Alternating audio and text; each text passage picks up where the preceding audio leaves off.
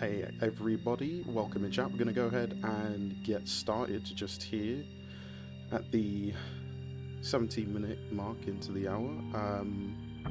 Yeah, thanks for tuning in, and I hope you enjoy this.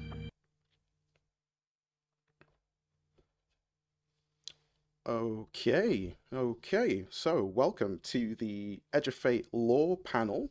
My name is Samlab, and today I'm super excited and a little bit nervous. I have the shakes. To have the opportunity to hang out with some really cool lore people. Many of you know them. They have been around for a long time. We also get the special opportunity to talk to two of the lead narratives on Destiny 2, which is huge. It's massive. And yeah, just really thankful and grateful for them giving up their time, including our incredible list of creators. So we're going to hop to the next scene, and I will let everybody introduce themselves. So stick with me. First time streaming on Twitch. So if I make any mistakes or the audio level's bad, let me know in the chat, and I will do my best to adjust those things. I have music really low right now so that you guys can hear everybody clearly. The worst thing ever would be for them to be saying amazing things about lore or giving you spoilers and then you can't hear them. So let's go ahead and get started. Okay, welcome everybody. Stream started, as I said before. So we're gonna go ahead and I would love for you all to introduce yourselves to the community. I have Abaddon on my top left. So I guess we'll just go from, well, everybody's left's going to be different. So I'll call everybody out one by one. It's probably the easiest way to do it. So let's start with Abaddon. Go ahead and introduce yourself to the community. Let them know who you are, what you do, and where they can find you.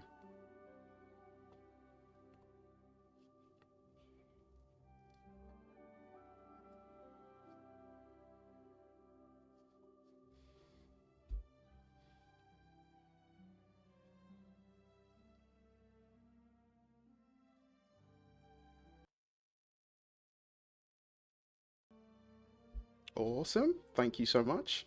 And to the right of Abaddon is Hannah. Hannah, would you please introduce yourself to everybody who either does know you or doesn't know you? Let them know what you do and what you're all about.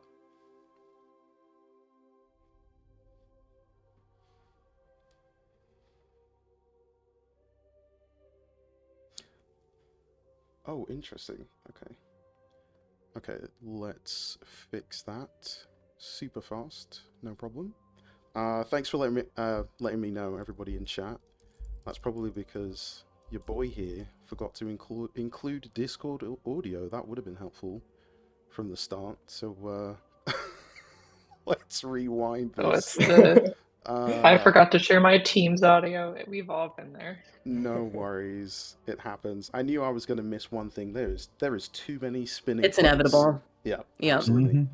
All right, so let's start again. Welcome everybody to the Edge of Fate lore panel, joined by a group of wonderful people who are all masters in their own craft. So they're going to go ahead and introduce themselves, because most of you just heard me speaking and didn't hear any of them speak. So Abaddon, please tell everybody again who you are, what you do, and where they can find you. Hi, I'm Abaddon. I do very long-form analytical Destiny 2 lore video essays on YouTube. You can find me on YouTube, TikTok, X, and Blue Sky, but mostly active on YouTube. You can find my stuff there just under Abaddon. And yeah, I'm so happy to be a part of this panel. Awesome. Thank you so much. Next, Hannah, would you please introduce yourself? Oh, you muted. You're muted, Hannah. Yep, Hannah and Nico, you are both muted. Welcome to the low tech Every time. lore stream. Every time. It's gonna happen. All right, cool. Hey everybody. My name's Hannah. I am a narrative lead at Bungie. I have been at Bungie for about 3 years. So I've worked on the Edge of Fate, and I worked on the Final Shape. But I've been in the video game industry for 10 years as a writer and a narrative designer. Amazing. We've got so many questions to ask you. And then to the right of Hannah is, you all know him well, Mr. Bife. Hi there. Most of you decided that calling me Lore Daddy was a thing you wanted to do years ago, and I've regretted it ever since. I do Destiny lore content on YouTube, and I stream on Twitch. You can also find me on Blue Sky and Twitter. Amazing. Thank you very much. For those of you who are interested, each person on the panel actually has their own exclamation mark command. So Bife has two. So one is exclamation mark Lore Dad, and then the other one is exclamation mark Vive. Never gonna let that You know- one go. You know what? I Never, respect ever. it. Someone clip it. No, I'm just kidding. And the same goes for Hannah and also Abaddon. If you exclamation mark Hannah or exclamation mark Abaddon, you will find their info will come up in chat and you can follow them wherever they go. So next we have a very special guest who has not graced the halls of Destiny for quite some time, but I'm excited to have her here. Many of you know her and probably recognize the little symbol of her, and that is Moonvold. Moonvold, please reintroduce yourself. Yes. Yeah, it's been a minute since I've made content, but my name is Moonvold. You can find me on Blue Sky and YouTube.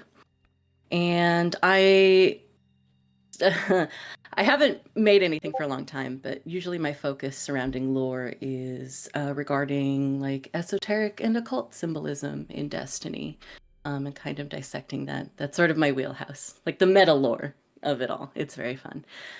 Maybe I'll get back into it. Maybe this is the inspiration that I need. Love it, love it. It's good to have you back, and yeah, I know I'm excitedly waiting to see what your next video is. So you're kind of trapped. You have to deliver now. Sorry. I have to.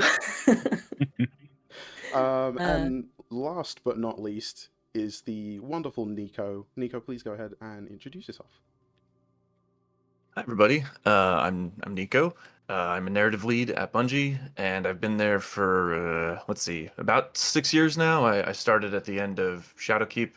I've worked on a bunch of seasonal stuff. I worked on, like, Dawn up to Arrivals and Chosen and Splicer and Seraph and everything in between, Wish, Heresy, and Edge of Fate, and a little bit on Final Shape. So yeah, there's basically, if you've played Destiny in like the last 5 or 6 years, chances are you've played something that I worked on. Okay, you dropped some absolute bangers. I mean, they're all absolute, but there are some that are like top tier, where the lore like really like sucker punched us in the guts. And yeah, I think Heresy was definitely one of those seasons. I'm sure many will agree. Heresy is very close to my heart. Okay, so we have some questions. Chat, I know that you guys will be like chomping at the bits to get questions. No exclamation mark drops does not work. I haven't set that up, so I'm kind of running giveaways the old school way. So I'll talk about that briefly. We'll go into some questions here first. We have like 3 really juicy questions, and then we'll take a quick break to do some emblem giveaways, and potentially we're also giving away some copies of the Edge of Fate, the Standard Edition, and then we have the Edge of Fate Collector's Edition for one lucky winner. So those are up for grabs. We also have emblem codes, and I'll probably get my singular mod to maybe like help me drop those in chat, because I can't do that at the same time. But we'll get into the questions first, and then we will do that. Okay, so our first question, and I guess it's polite to allow our guests to answer this question first, so that will be Nico and Hannah, is what did Ikora go through after she died? How did she and Zavala meet? Is our question number 1 for you. Yeah. Go ahead, Nico. Yeah. Sure. So I think one thing that we've seen a lot of speculation on, that maybe we can put to bed right now is this idea of like, wait a minute, they didn't find Ikora's body for like hundreds of years. What's up with that? Well, what happened was when the Nine hit her with this interdimensional train, Ikora and the car that she was in basically got displaced from that position in time and moved forward to where she needed to be for Ophiuchus to find her. So that time span in between her death as Nella Davis and her resurrection as Ikora Rey, it's actually much shorter in terms of her corpse being there than you might think, because there was some Nine trickery going on. And then the second part of that question, Hannah, do you want to jump in for the Zavala Ikora? Yeah. Yeah, so in between Ikora being rezzed and like now a lot of that's kind of like somewhat filled in and a lot of it's very like vague. We know that she was, I think, is like an iconoclastic warlock. Like she was rezzed very early on in the city, either in the city age or before the city age. And she like what we know of her is very limited. But we know that she probably met Zavala like at least like a few like probably like a few years into her resurrection when she would have made her way to the city, and they became friends from there. But we don't have any confirmation exactly on when they would have met. But they've been together for a very long time. They've known each other for a very long time, so we can assume that they met like quite early into her guardianship. I think the only thing that we can kind of put some walls around here are there's a mention back in The Pigeon and the Phoenix, which is a lore book from the Season of Dawn, talking about how Osiris arrived at the city and like the first time that he met Saint, and the walls were being built at that point, and like Saint was already there, Zavala was already there. This is kind of a little bit into the city age.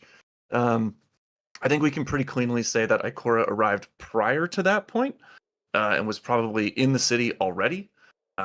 Maybe had been around at the end of the Dark Age and fought some warlords, you know, gone toe to toe with some other light bearers before she showed up. But yeah, sometime around there. There's no like pinpointed date. And I think like a extension of this question is probably like, hey, what about the dates in Destiny? Why aren't there like, hey, on August 28th, 2025, everybody got together for a lore panel? We have a very flexible history. It's not interesting for us to write stories about like on this date this happened, so that everybody can make that like clear timeline. We're telling a story, and we want you guys to have fun, like listening to the story, piecing the story together. But making the timeline isn't like what we want the focus of the story to be. So a lot of our dates are like, yeah, like Lodi is from the space age. We don't want to elaborate on like what exactly the date is because it's the space age. You can make some assumptions on that. So like it's similar to that. Destiny history isn't, and like Allison has talked about this a little bit. Destiny history isn't quite the same as ours. A lot of the dates line up, a lot of the times line up, like events line up, but it isn't going to be like one-to-one to like what human Earth in this dimension is. Yeah.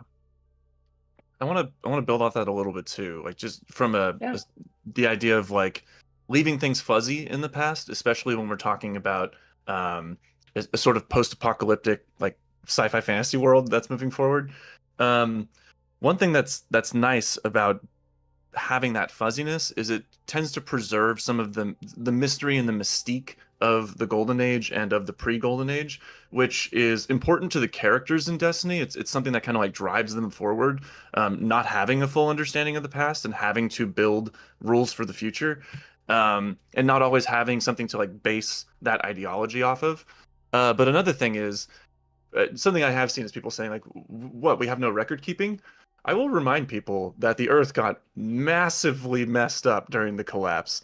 And if you look back to civilizations, even just like Rome, right, which has writing and record keeping and archives, there's a ton about Rome that we don't know or that we just found out because somebody was able to decipher like a tablet or a scroll of paper that they couldn't previously read. I think you could extrapolate a lot of the same ideas to the Golden Age and pre-Golden Age dates for Destiny. Yeah, like the Library of Alexandria here, like that burned, and we lost so much of what like the ancient people had discovered. We knew that they were a lot more advanced than we think they are, but we have no idea because that library's gone and we don't have those resources anymore. And I mourn it every day. Every day. I love that. I think- Thank you guys for sharing that. Sorry, did I interrupt you, Movol? Go ahead. No, I was just gonna say I think the kind of fuzziness of it all is part of why that cutscene with Ikora felt so effective, because it does kind of like put a familiar date attached to this character, like a time and place that we all would know. So bravo on that. It's jarring, but in a very, very good way. Thank you. I hope so. Yeah. If I may ask kind of like an extension to this question as well, and this maybe is something which is defined well, or maybe it's something that isn't. We hear a lot of things about like different fire teams associated with previous Vanguard members. In particular,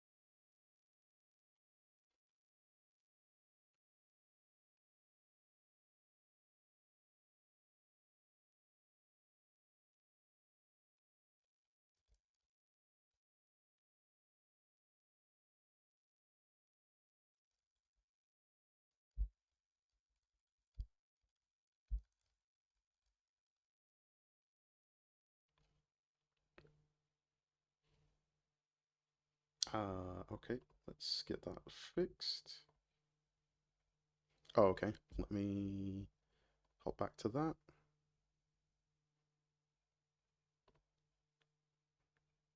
yeah, I'll ask Okay, the question again. It's all good. We're back. Sorry about that. That's all good.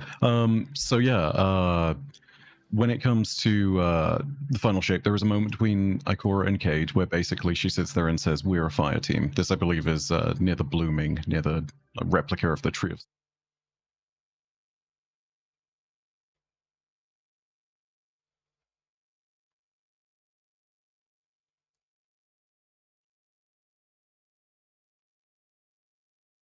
to Andal Brask and Shiro 4, for example. It's apparently happening again. Yeah, I don't know what. Oh no. That's my apologies, chat. That's my fault. There's too many. I'm dropping spinning plates. Okay, It's okay, but don't worry. You all should be able to hear it now. Okay. I was gonna say, if it helps, I can restate the question before answering it too. Yeah, that would be great. I'd really appreciate that. Thank you. Okay. Yeah. No, go ahead. Yeah, Ikora, Cade, Zavala, properly codified fire team, like they said in the final shape, or just kind of like another fire team amongst many fire teams that they're all kind of interconnected with and joined to, right? Because I mean, you know, Cade, Nandal, Brask, and Shurafor are also kind of a fire team, or maybe a hunter posse together. How is that codified in the law? The way that I would think about fire teams is that they are somewhat loose. You can go on an operation, and the people who are on that operation with you are your fire team, right? Like they're your squad essentially. But as you go on those operations, maybe you find people who you're really good at working with, or who you just enjoy being out in the field with, and those people can make choices to stay together or to deploy together and form like an actual rigid fire team that they recognize as being like their squad. And that would be something like oh man, I hate to compare this to heist movies, but it would be like, oh, we're putting together a crew. And it's the difference on, going out and getting like 4 or 5 people and assembling them into a crew, and that's your fire team. They don't really know each other. Or, hey, I know a crew who does this kind of work, and I'm going to reach out to them. And that is a fire team that's set. So it's kind of both. Cade, Ikora, Zavala, that is a set fire team. They like working together. They have worked a whole bunch together, especially in their role as leadership members of the Vanguard. But Cade, like you said, has also been with other fire teams and done other work with people, especially because he's a hunter and he goes out a lot. Zavala and Ikora less so. I think normally when Zavala goes out, it's like an oversight situation, and then also when Ikora goes out, she tends to be alone or working alongside the hidden, and not so much with the fire team. Kind of love that answer, right? It's like how we do it in the game, Mhm. Like you Kinda have like- your posse. Oh, sorry, Moon, go for it. No, you're good. Like Ocean's 11 versus like Snatch Yeah. or something like that. Yeah. I Who- do have a who's question. your Brad Pitt? Oh, sorry. Oh no, sorry, I was making a joke. You mentioned that the train displaced Ikora, and in the campaign, Ikora mentions that she woke up in a desert. Do we know what desert that is? We do, Hannah. Oh, I don't think I don't actually know the desert, Nico. If you do know the desert, go okay. for it. But I didn't think that the desert name was important. But go ahead. We haven't like said this, and I don't think we've actually pinned it down internally.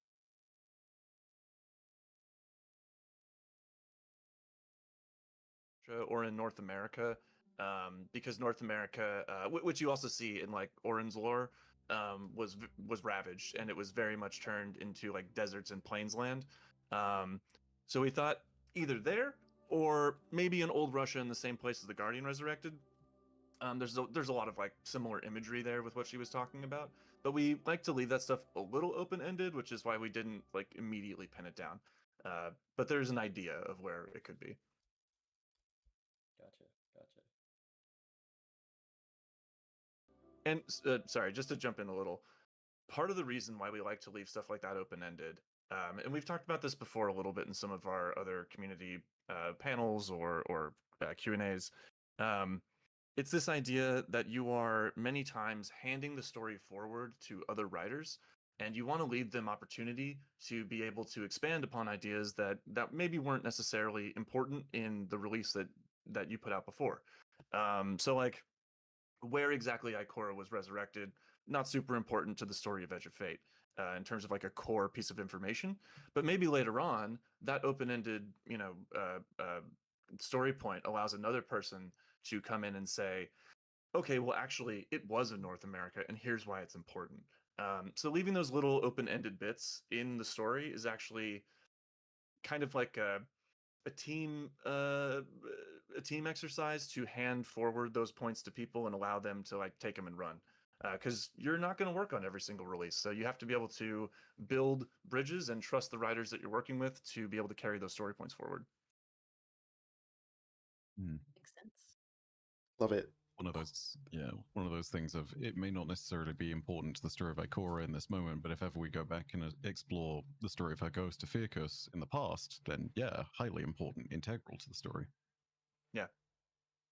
Yeah, and I think that would be really exciting to see, because I believe we had, this is years and years ago, but we had the little web comic, I think, that really featured Ikora and Osiris in like the early days. And that kind of, it gave information, but still it was sort of like teasing the idea of what she was like before she became who she is now.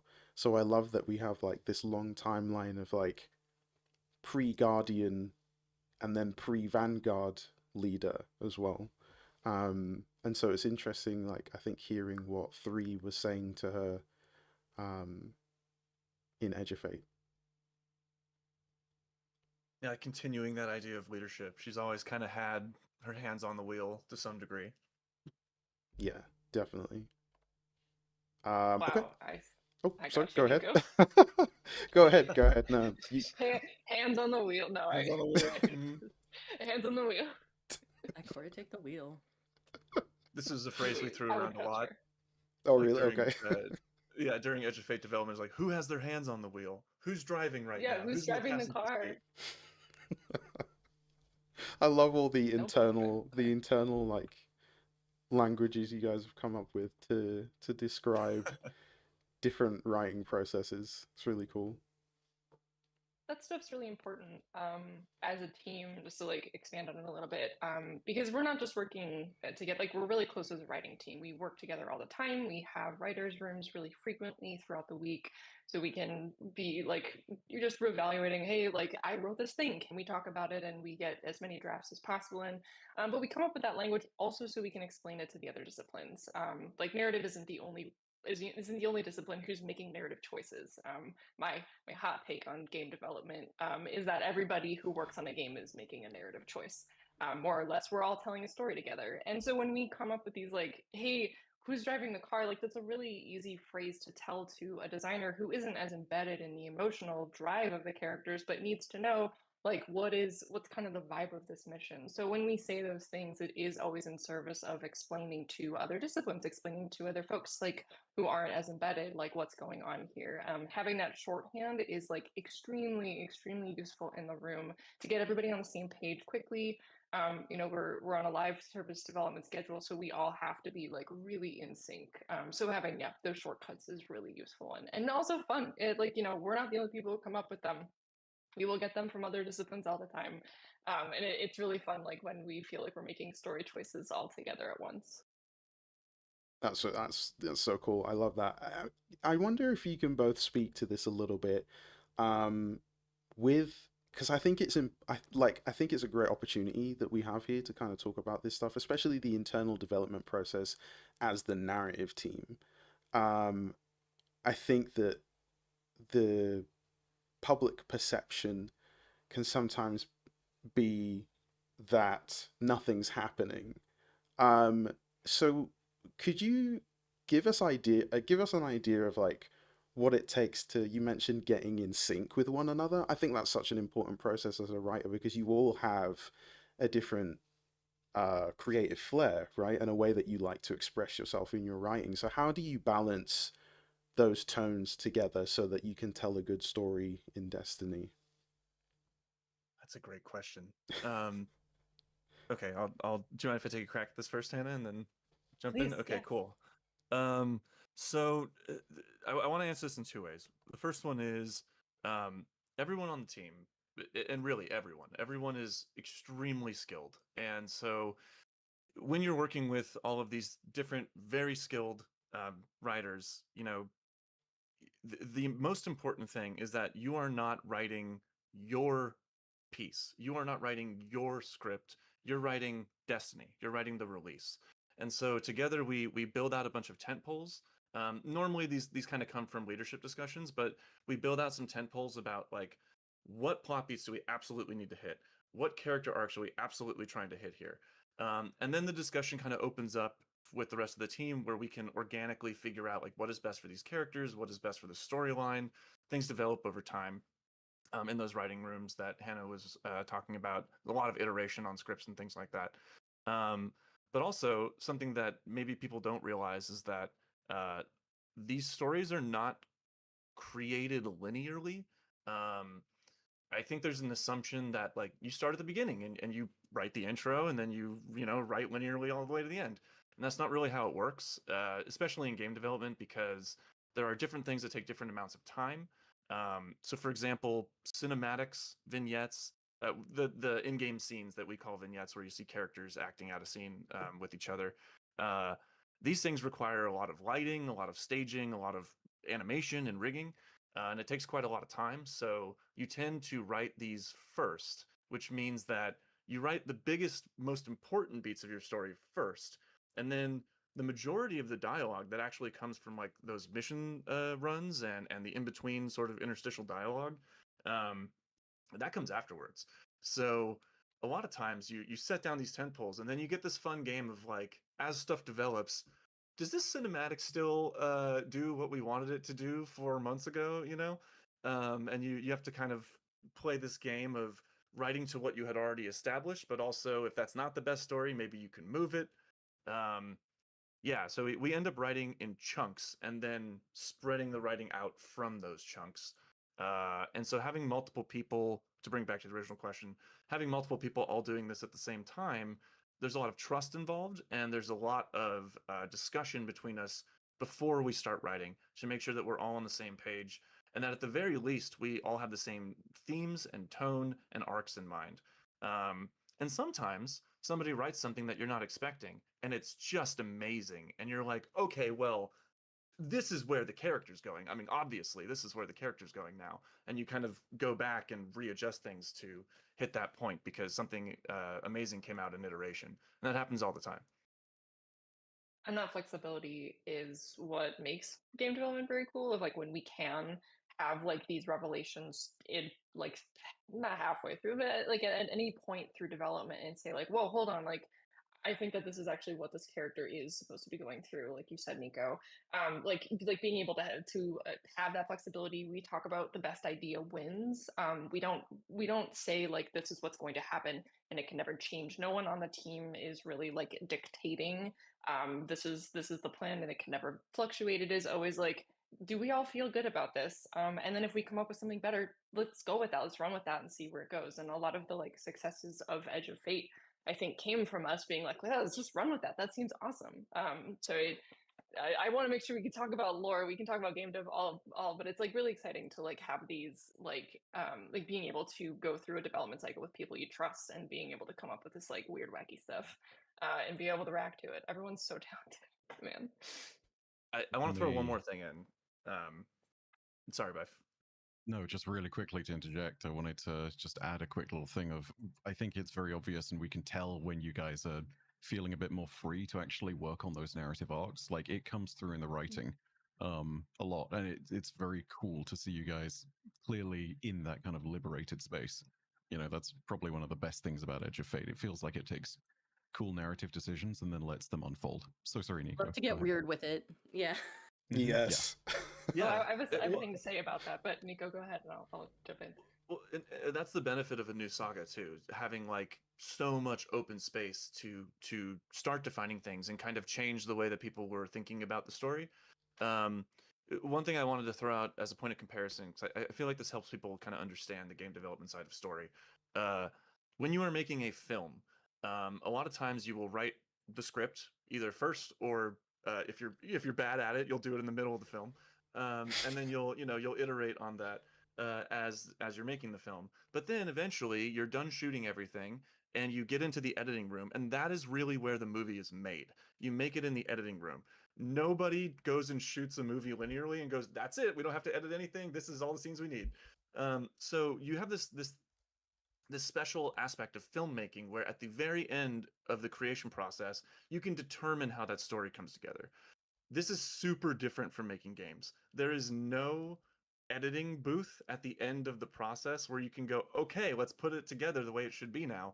You have to do it on the fly. It's very much building the tracks while the train is running.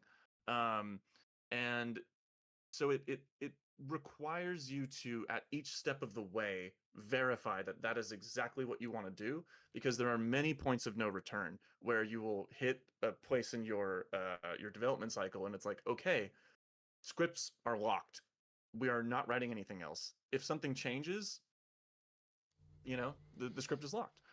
So there's a huge difference between like these two mediums. I only brought that up because I feel like people understand that film process and they kind of assume that game making is the same, but it's very different. Yeah, I guess. Sorry, I went off on a wild tangent. Oh, no, you're good. You're good. Abaddon, go ahead.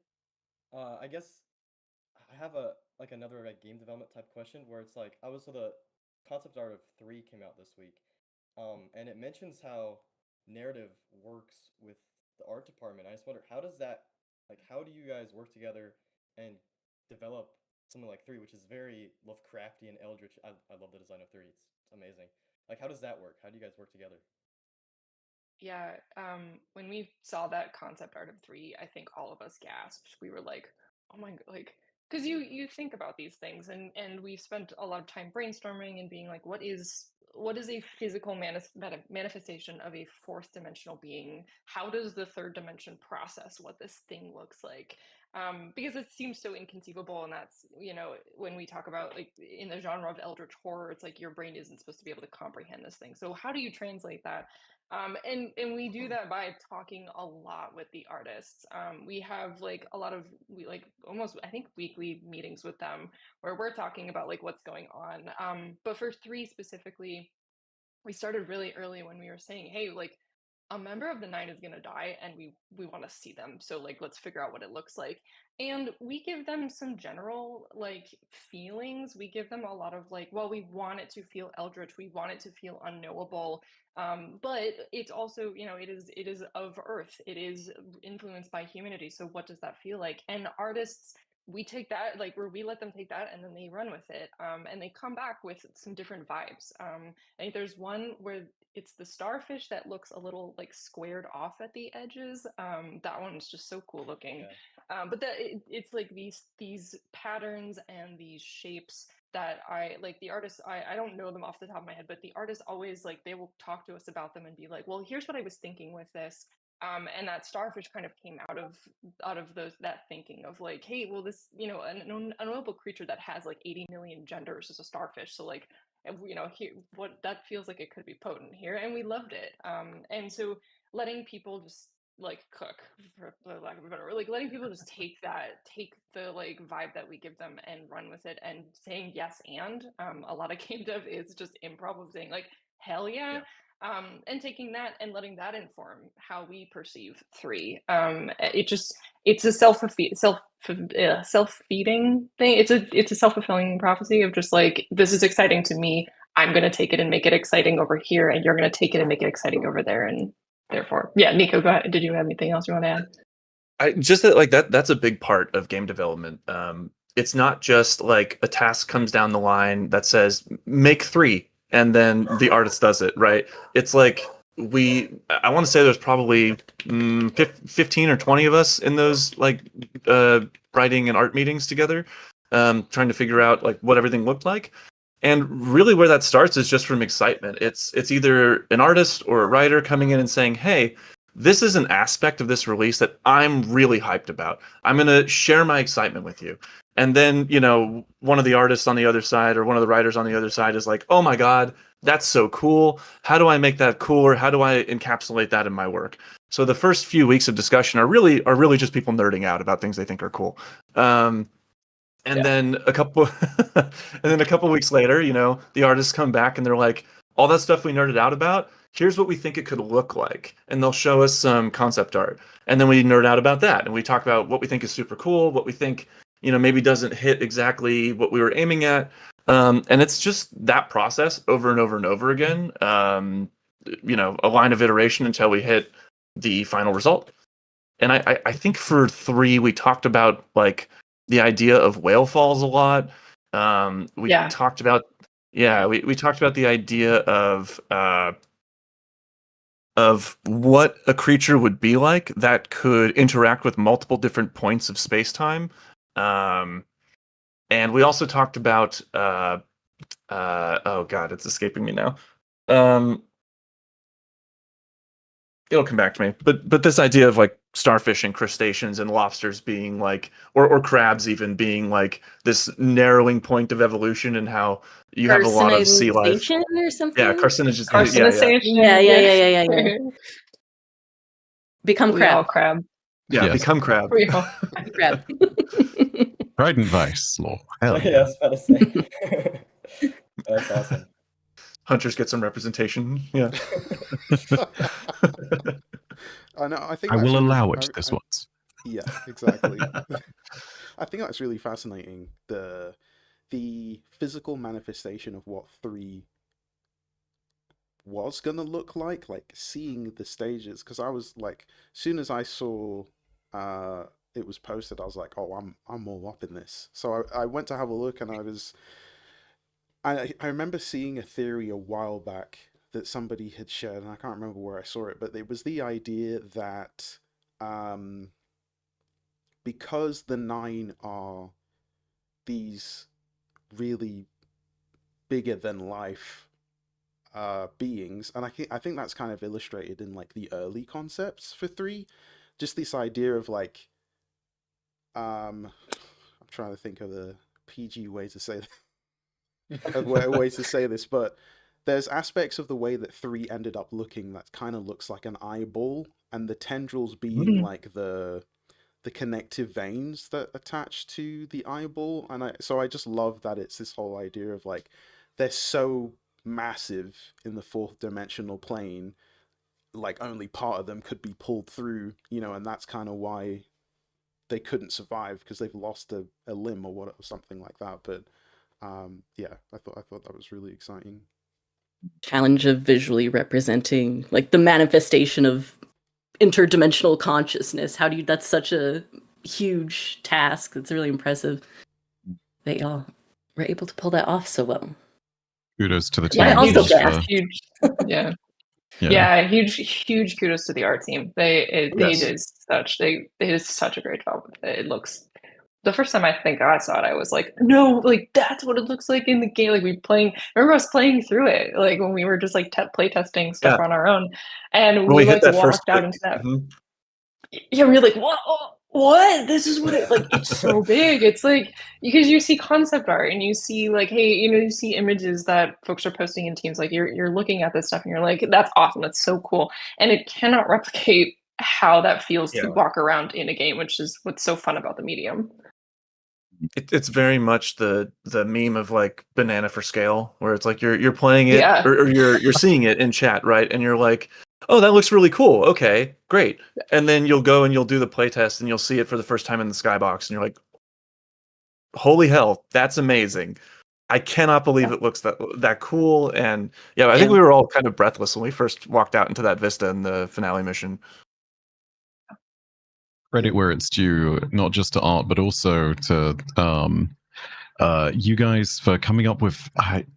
Obviously, it's a whole team endeavor, but whoever came up with the 9 can't exist here, like we can't exist in a painting. I think that's such a brilliantly succinct way Ooh, of yeah. describing a dimension squish where you go down 1 dimension, right? So, yeah, brilliant too. Nico, do you want to talk about? Oh yeah, no, sorry. Go ahead. It's okay. I'm good. I'm done. I'm good. I was going to ask Nico, do you want to elaborate on that with Dr. McTeer? Yeah, so we actually met with a physicist to kind of explain some concepts of the 4th dimension to us, and also concepts around dark matter. I think a lot of people on the team are pretty nerdy to begin with, and have like a cursory understanding of these things, but it was fantastic to have an actual scientist come in and give us real concrete information about how this could function. And we actually took a lot of that to heart, and everything that the 9 do currently has an explanation in real physics. There's nothing that they do that cannot be done with physics right now, or at least. So we pulled a lot of that information, and especially that also went into how we described 3 coming into the 3rd dimension, and part of how it looked too. There was this idea that we wanted to make sure people understood why the 9 can't exist here, because this question kept coming up in our discussions with other disciplines and within the writing room as well.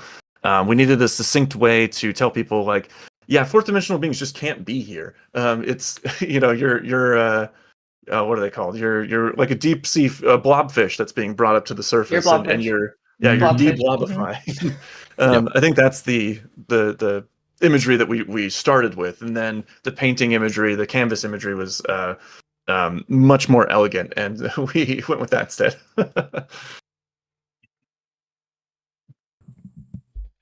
And when we were talking with Dr. McTeer, the question was like I think the first question we had for her was like, what does a 4th dimensional being do? And then like the quote that I had like written down from her was like, a 4th dimensional being can manipulate time like we can manipulate a piece of paper.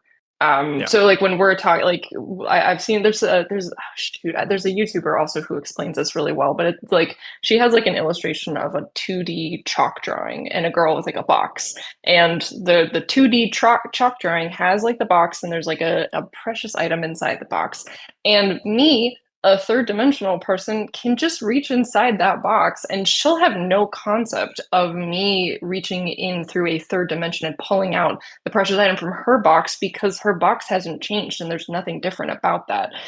So like explaining the amount of scientific like learnings that I have experienced throughout working on this game is so much fun. But like, yeah, get that like explanation really helped us understand like where the limitations of the 9's power would be, and like how they manipulate time and how they would affect the lives of the characters. And it's nice to be able to explain that to people in a way that feels simple. Isn't there a novel called Flatland, I believe, kind of about the same concept, where they're like these 2-dimensional creatures and interacting with the 3rd dimension and kind of just going from the top down? Yeah, that's really cool. Yeah. It's from like the 1800s, I think. It's like a super old one. Yeah. A way of thinking about like how the 9 kind of view the 3rd dimension from the 4th dimension is if you had like a bird's eye view of I think I was kind of talking to Hannah about this the other day. Like if you have a bird's eye view of a deck of cards, right? You've got 52 cards down. Let's imagine that those 52 cards are like the major beats of history, or the major beats of a timeline. Those are spread out linearly. Whoops, that's my camera moving. Those are spread out linearly from 1 to number 52. And the 9 see every single card. Even if the present is on card 33, they see card 34 onward. And they can take a card from before 33 and move it ahead, right? And that's fine because they've essentially just created a new linear future that doesn't really break anything. Whereas if you take a card from after that present point and you put it in the past, well, now you have completely changed all the events that lead up to the current present time, which is basically what the Vex do, and move into a parallel timeline. So that's like one of the reasons why the 9 were not able to give Maya what she wanted. They couldn't do it in this timeline. So if you kind of think about it from that top-down view, it I don't know, it helps me visualize how the 9 can interact with us. Yeah, I guess another way I've been visualizing it is I remember back last year you guys were talking about the inspiration behind Jaffe. You mentioned Slaughterhouse 5, and I went and read it, and it talks about how the fourth dimensional beings in that novel see it as like a mountain range, which is also very interesting. And I think we kind of see that reflected in the Edge of Fate as well, which I thought was really awesome. Like in that final arena, when you look back at Kepler, it's kind of like Yeah. that perception of 3, how 3 kind of sees Kepler. It's kind of like spread out like that, and I thought that was Yeah. awesome. I am so glad that someone caught that. I think you're the first person Timey-wimey. to bring that up. There is, Awesome. I mean, if we had like 6 hours, this like we'd be talking some serious. Oh yeah. I'm pretty sure all of us have like all these little anecdotes in our head of things that we've picked up on from like reading the lore that you and the team have written and what we've played through in Destiny itself. And I think the conversation is always going on in terms of like, what does this mean? And hey, remember that thing from D1? Like they just mentioned it in recent lore. What does that mean? So it's always really exciting to like experience what you've written and also like I think I made a joke about this once about how writers always like to leave things for their readers to laugh at, and I feel like Destiny always has a lot of those things where it's like whether it's a flavor text on a weapon or like a lore book, there's always that little something that's been left for that person who can find it if they're really good at picking up on the breadcrumbs. Oh yeah. We love our little jokes, our little hidden jokes. So okay, we are at the top of the hour. We do have a whole bunch more questions to get through, but I figured I'd bring this up a little bit sooner because people have been asking in chat about asking the narrative team some questions. I'm sure people have questions for our panelists as well in terms of Abaddon, Moonvald, and Bife, but we'll give our guests the first pick. So we had one question earlier, and I'm gonna do my best to fix this. Big shout out to Shutterfinch who's in the chat, pinning questions for me so that I don't have to scroll super far for them. But somebody asked a question and they said, seeing as you've mentioned the art and and how the narrative team work together, what is the process that the narrative and audio team, mainly music and sound effects, collaborate? Like how does narrative and audio collaborate together? Yeah. It's similar in that like a lot of the way we start to talk to them is meetings. We get together, we sit in a room, and we say, hey, here's the story we're telling. Here's the vibe of this. Here is some inspiration that we've taken. We sometimes will use media comps as like the jumping off point. But we talk about, hey, I think we want to hear what these things sound like. So example was like when we first got together was like, hey, we have this group of humans, this faction, the Ionians. And we're going to use this new tech, which we call NTBs, narrative text boxes. We're going to use this new tech with them, but we don't want to walk up to them and have it be silent. We want to hear a language. And the first discussion I remember having with them was like, what does a human who has been so far removed from humanity for hundreds of years, who also wears like adaptive, technology on their face for the environment, like what does that human sound like? How has that language evolved? And I'm not sure where we came up with this, but we were really interested in this being kind of musical. and it feeling like a theremin was the first kind of like comp that I made to, or like we were, as the team was talking, like we're like, hey, let's like, what if it sounded like a theremin kind of? I don't know. And so the audio team was like, oh, that sounds awesome. Let's poke around with theremins, and there's a French synthesizer. Nico, do you remember what it is? There's like a French synthesizer that someone on the I audio don't team remember was what it's talking called. about, and they were like, okay, I'll have to, if I remember it, I'll like post it in chat. Or I'll tweet about it. But it's like, it was the coolest thing. It was extremely awesome. It was like from the early 1900s, like 1800s in France. But it was like this concept of an instrument. But they were like, hey, how does this sound? And we were like, that's amazing. So we kind of had this back and forth. We will get together, like we'll all go away, we'll keep writing. The audio team is like, we're gonna brainstorm what this could sound like. And then we'll come back together and say like, hey, this is the things that we put together, and we'll do feedback from there. We'll say like what sounds really cool, what's sounding awesome, where we want to clarify, what we want, like if we want to push it in a different direction. And we do that with everything. So like the Archon's voice design, we did that with his voice design. Brad Davidorf did an incredible performance as the Archon, but we wanted to have that extra treatment of like, gotta make that's it. So Moon, do you actually want to talk about it? I don't know anything about it. I just was Googling. Yeah, the Andes Martineau, I think is how you pronounce that. And Martineau. That's how you pronounce it. Okay. French, yeah, early electronic music instrument. It's so cool. They sent us a bunch of videos of like people playing it. I was like, what? The theremin is awesome. This thing is also awesome. It's so cool. So but anyway, Brad Davidorf did a fantastic job as a performance, but we wanted to add a little extra layer on top, as we do with a lot of our Elixir voices. And so they went away. They were like, okay, where does he fit in our Elixir roster of characters? How do we make his voice feel distinct? And pitching, from there, what makes this guy sound different? He's sipping on that dark matter. So how does that change his voice? How has it changed any of the Elixir there? And that having that collaboration is like always just like a back and forth. Nico, do you want to talk about soundtrack stuff and like when we talk with them about score?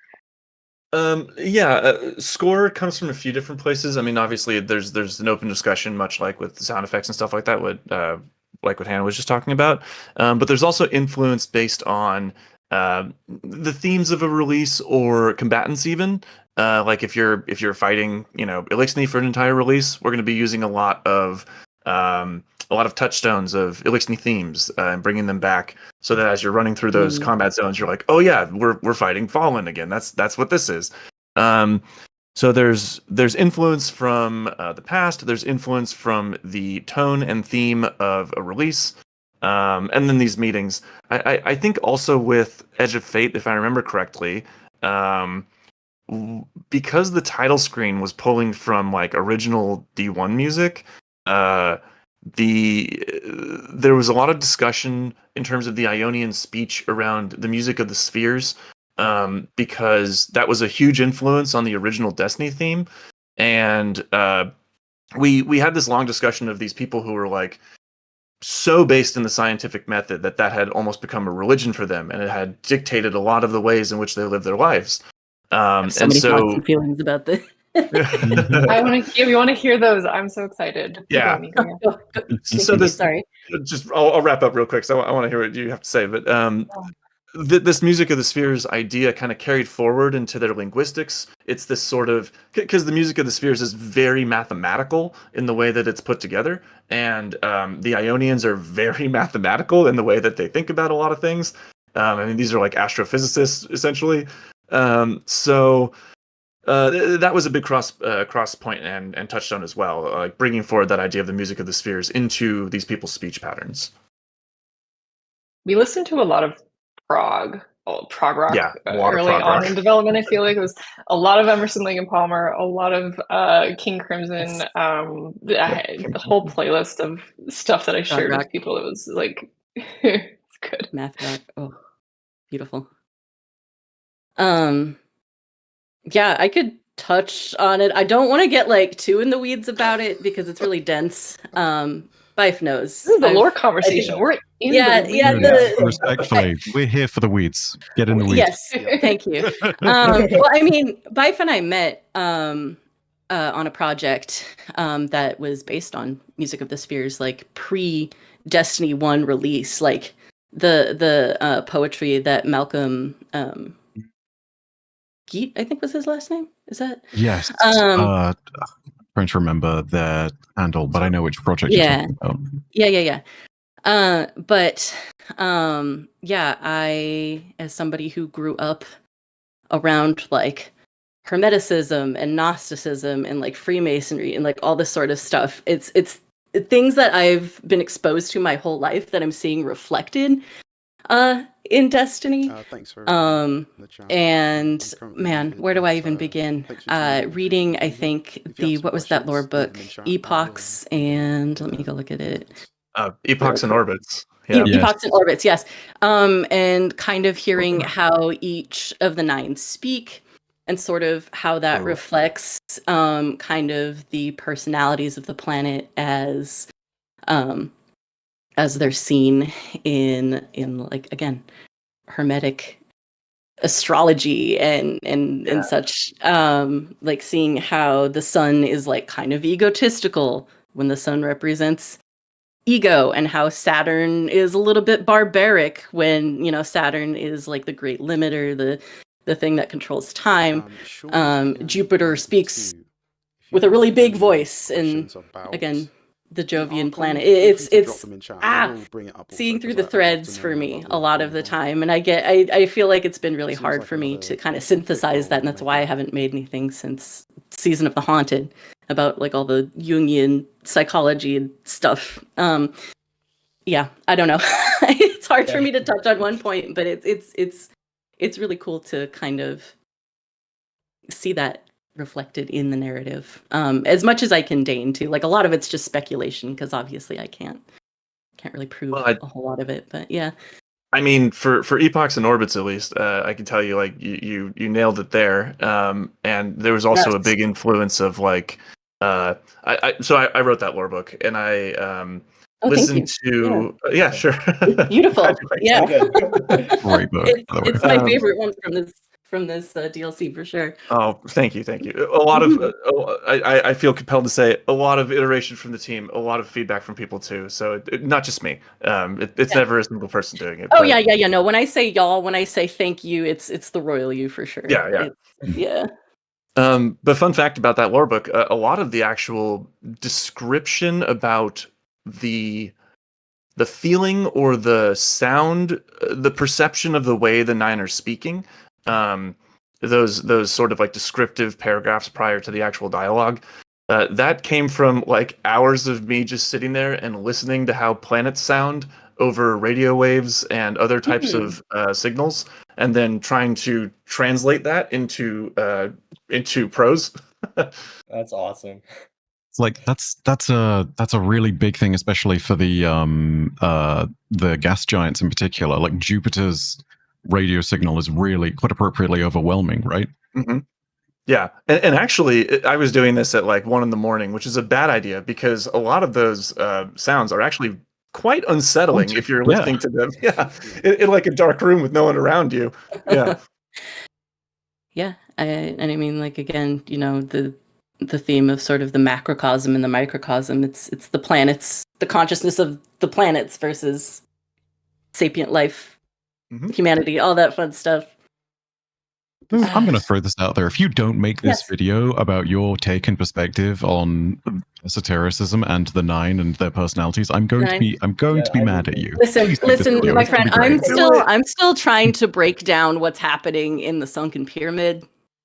What happened in Witch Queen? What's going on? It's so much, and life has been clobbering me. But I really do. I'm very passionate about it. I would love to pick that up again. That's fair enough. I'm really excited to see it. Thank you. I love seeing how like occult stuff appears in Destiny, because I could talk about how Destiny and Nazism like intersect, so I could go on a tangent. So I just love seeing that. I need to see this video. It's awesome. Yes. I will do my best. How about that? I will try a little bit harder. This is inspiring to be invited to this for sure. So I will use it. Chad is saying they're gonna hold you to this Moonvolt, so Okay. you have accountability now. No Oh pressure. no. I'll do what I Um, can. we have a couple more questions from.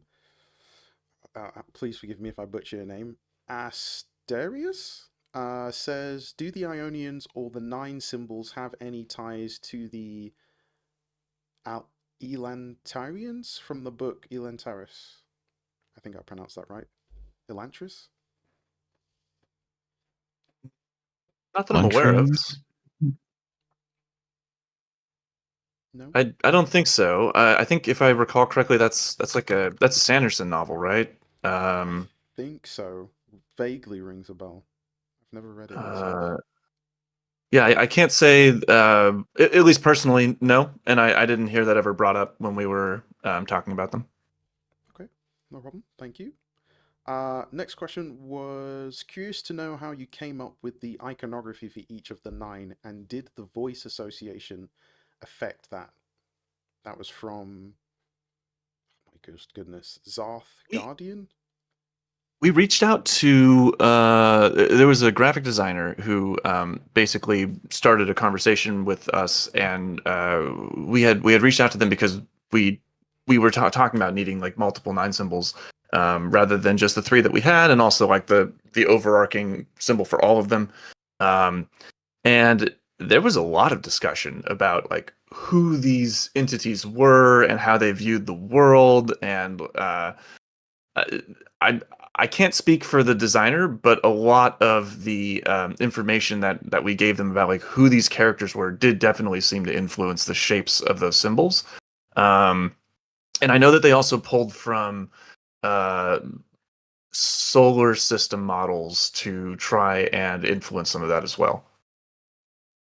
It was solar system models, and it was taking each of the three existing like iconographies or icons that we had and extrapolating, like pulling them apart and saying like, so each of the nine symbols has like a shape from those three icons. And then I think there's some additional stuff on there, but like, yeah, he did take all of those shapes and like pull them into separate ones. And then I forget, I think if I'm remembering correctly, it's also like the amount of lines in them are also like akin to a member of the like yeah, akin to the Yeah. planet that they represent. So yeah, there's a ton of thought. I I think this is Jacob, if I remember. He's incredible. A ton of thought went into him making these, and he did such a great job.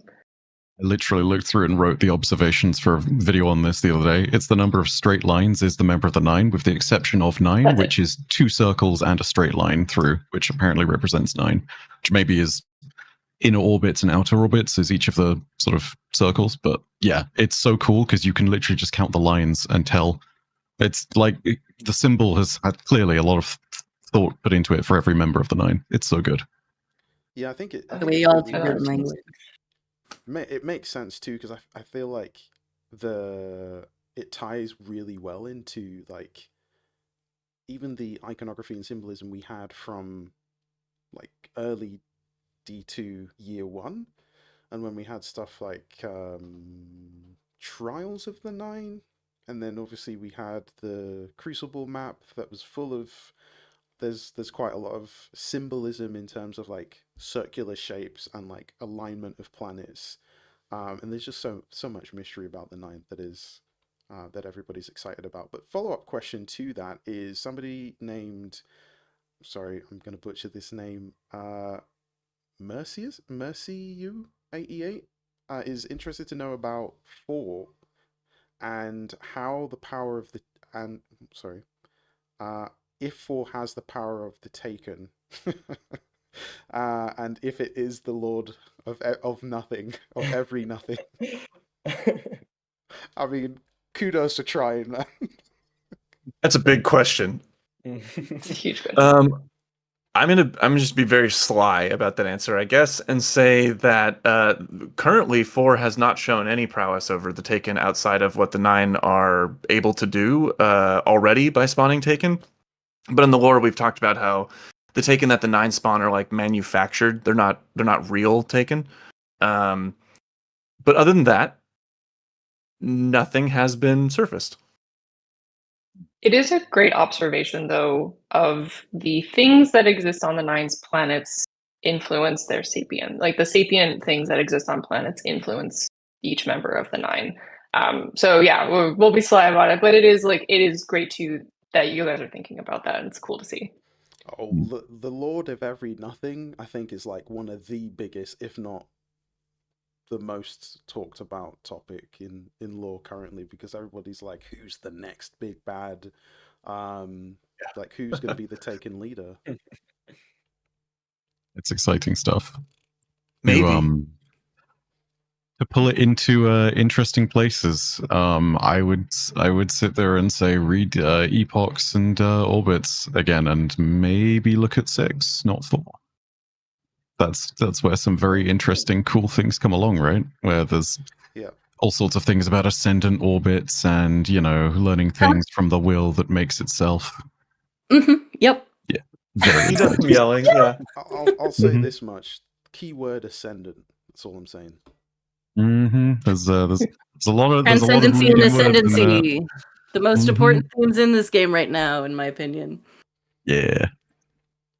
To pull it back briefly to 4, though, I do love the way that they've been written in epochs and orbits, because they've got this brilliant kind of like, because they're in all caps, it's very immediately obvious that there's a lot of passion behind their voice, but I think it's very easy to misconstrue that as anger or wrath, because I'm also Mars, god of war, but I think it is actually just passion, right?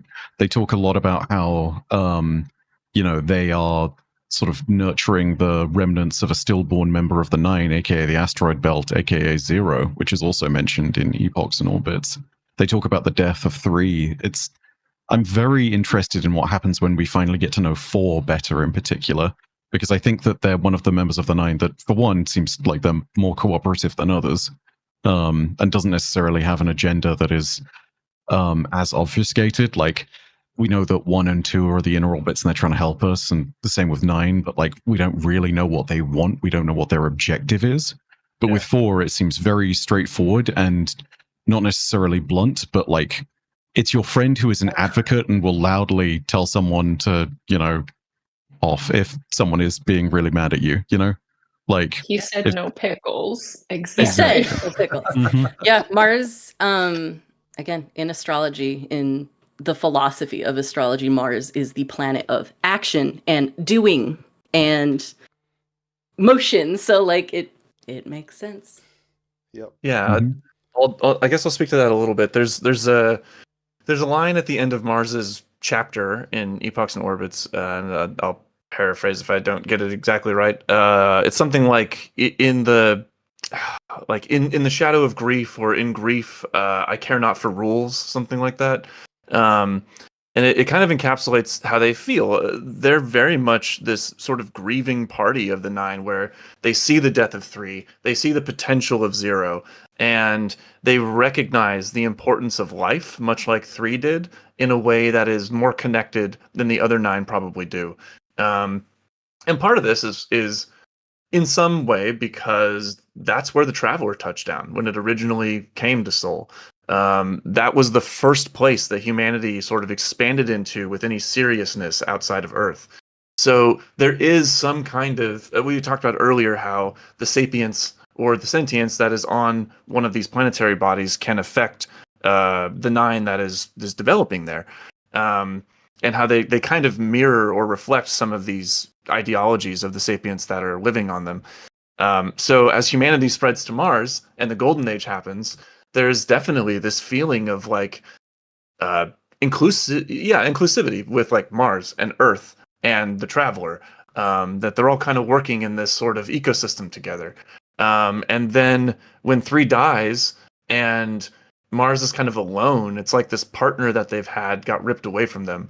And imagine how that would feel to a being who can see forward in time and knows that their best friend is going to die horribly. And it's just going to happen. There's nothing you can do about it. So they kind of have this tragicness to them, and that passion comes through a lot. Like they want to act, like you were saying. They're the planet of action. They want to do something. And it's that line between like how do you do something when you can't directly interact with a lot of the physical world? That's great. Could the same be said? Sorry. No, go ahead. All right. I was just going to ask, could the same be said for 8 and Neomuna? Is it Yeah, kind 8 of a similar? It definitely has influence. And actually, I think in the Epochs and Orbits lorebook, you see that 8 is Yeah. kind of fence sitting and is kind of like, Mhm. well, I don't really know. And talking if about yeah, altered reality and, Yeah. and Yeah. stuff like that too, Mm. which is reminiscent of the cloud. It one direct impact that I'll say that it had, just because this comes from old lore, is like the Outers very much wanted to escape through some means of either a singularity or some way that they would be able to escape the gravitational hold of their planets, right? Whereas the Inners are more concerned with like figuring out if they can do this via the light. At least in the past, that's kind of been their motivations in the lore. So when you look at 8, and in that chapter, 8 is kind of saying like, well, I don't know if escape is really the best option now. Like, look, I've got this huge bubble of sentience on my on my world. The Neo Mooney are here. Seems pretty good for me, actually. I don't know about the rest of you guys. So they kind of get to, yeah. It's unbind plus reality, right? Is the line, I think. Yes. Yeah. Yeah, I think that's really interesting that you bring that up, because obviously there are, it's like hinting at grander themes. I think the idea of the 9, or should we say 10, but we'll get to that in maybe another video, is just this idea that there are these planets that have become intelligent. One of the questions that was asked by Dread AFK, he said, did the 9 have any hand in the Traveler coming to Sol? And if so, do the 9 know of the Traveler's origins? Y'all can't touch that without a 10-foot pole.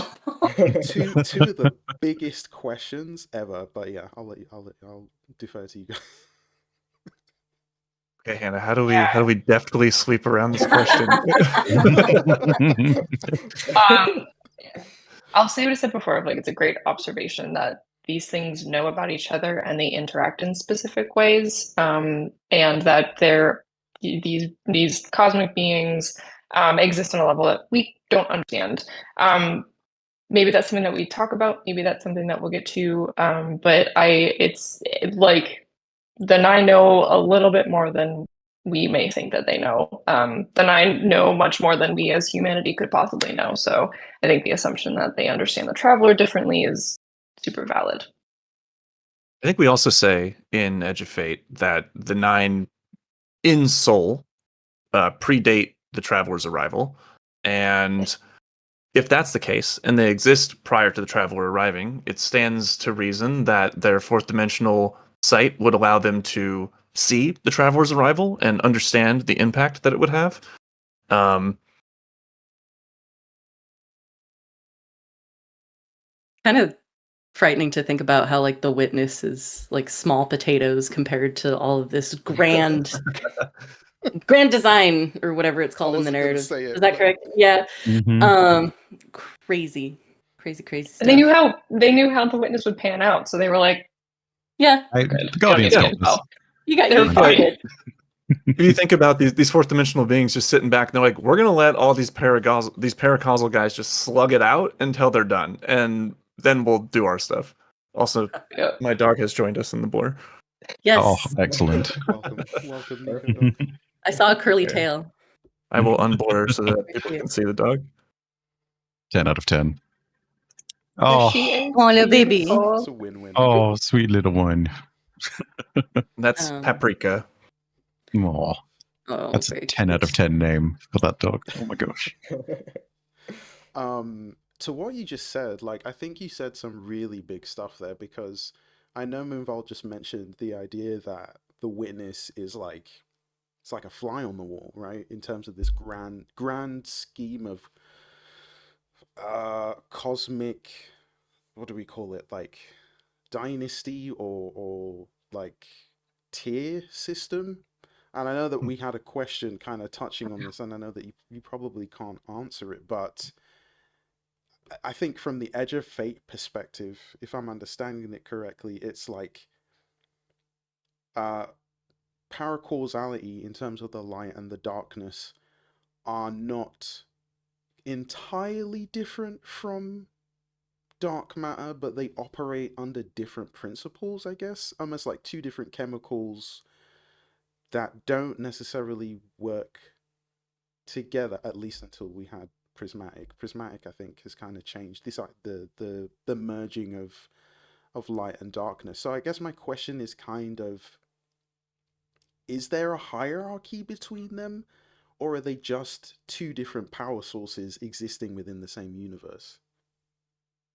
Yeah, in Edge of Fate, we talk about dark matter and darkness are not something that are connected. There are forces in the universe, and they interact with each other based on what's happening in the moment. Like the context is important. So sometimes, yeah, there can be a reaction. Sometimes these forces are going to have this like rippling effect that goes everywhere, and sometimes they are neutral and they do not interact. And just much like the way that our universe operates, in that sometimes these things do collide and sometimes they don't. Nico, I don't know if you have anything to add to that one. Uh, yeah, I don't know if I would say that there's like a hierarchy necessarily. They're just different. Like one isn't necessarily more powerful or better than the other.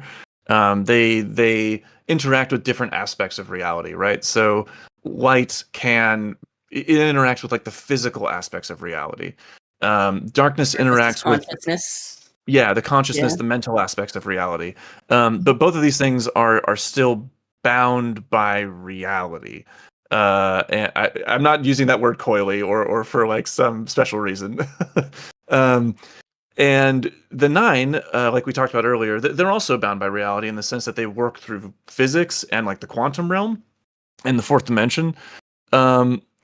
These powers can interact with each other, like we saw in Edge of Fate, where our paracausal ability allowed us to kind of mold dark matter or shape dark matter and utilize it for like matter spark and mattermorph. But I wouldn't say that one is necessarily more powerful than the other.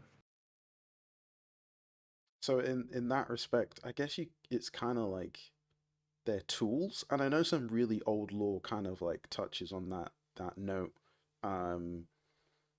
where I think there's like a pacifist colony of light users, but they use their light for healing. Is that kind of?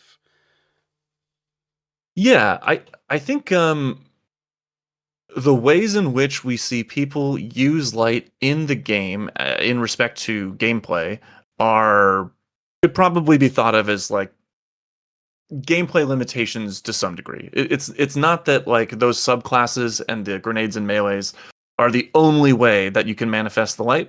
There's a bunch of instances in the lore where people use light to do utilitarian things, like they'll flick a pebble of light that's hardened to like hit a button across the room or something like that, because they can manifest physicality with it.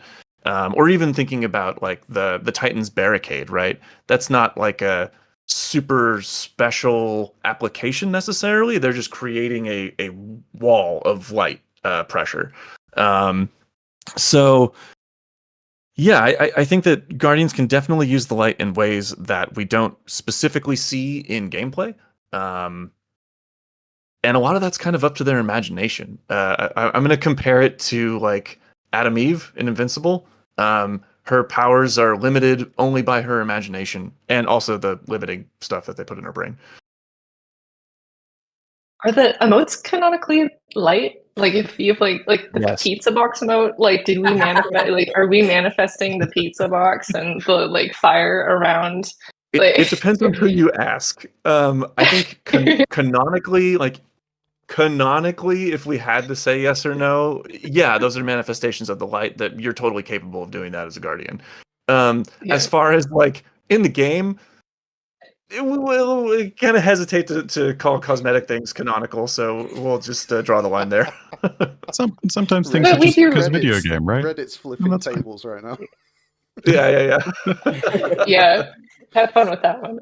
Yeah, but we also like canonically, like at the end of Edge of Fate, the Guardian takes a healing grenade and slams it into Lodi after he gets like hurt after kind of like having dying free inside of him. So yeah, we want to like exploring those applications is fun and cool when we get the chance to do it. But like Nico said, a lot of limiting factors for gameplay. Write that Just fan another fiction. example. Yeah.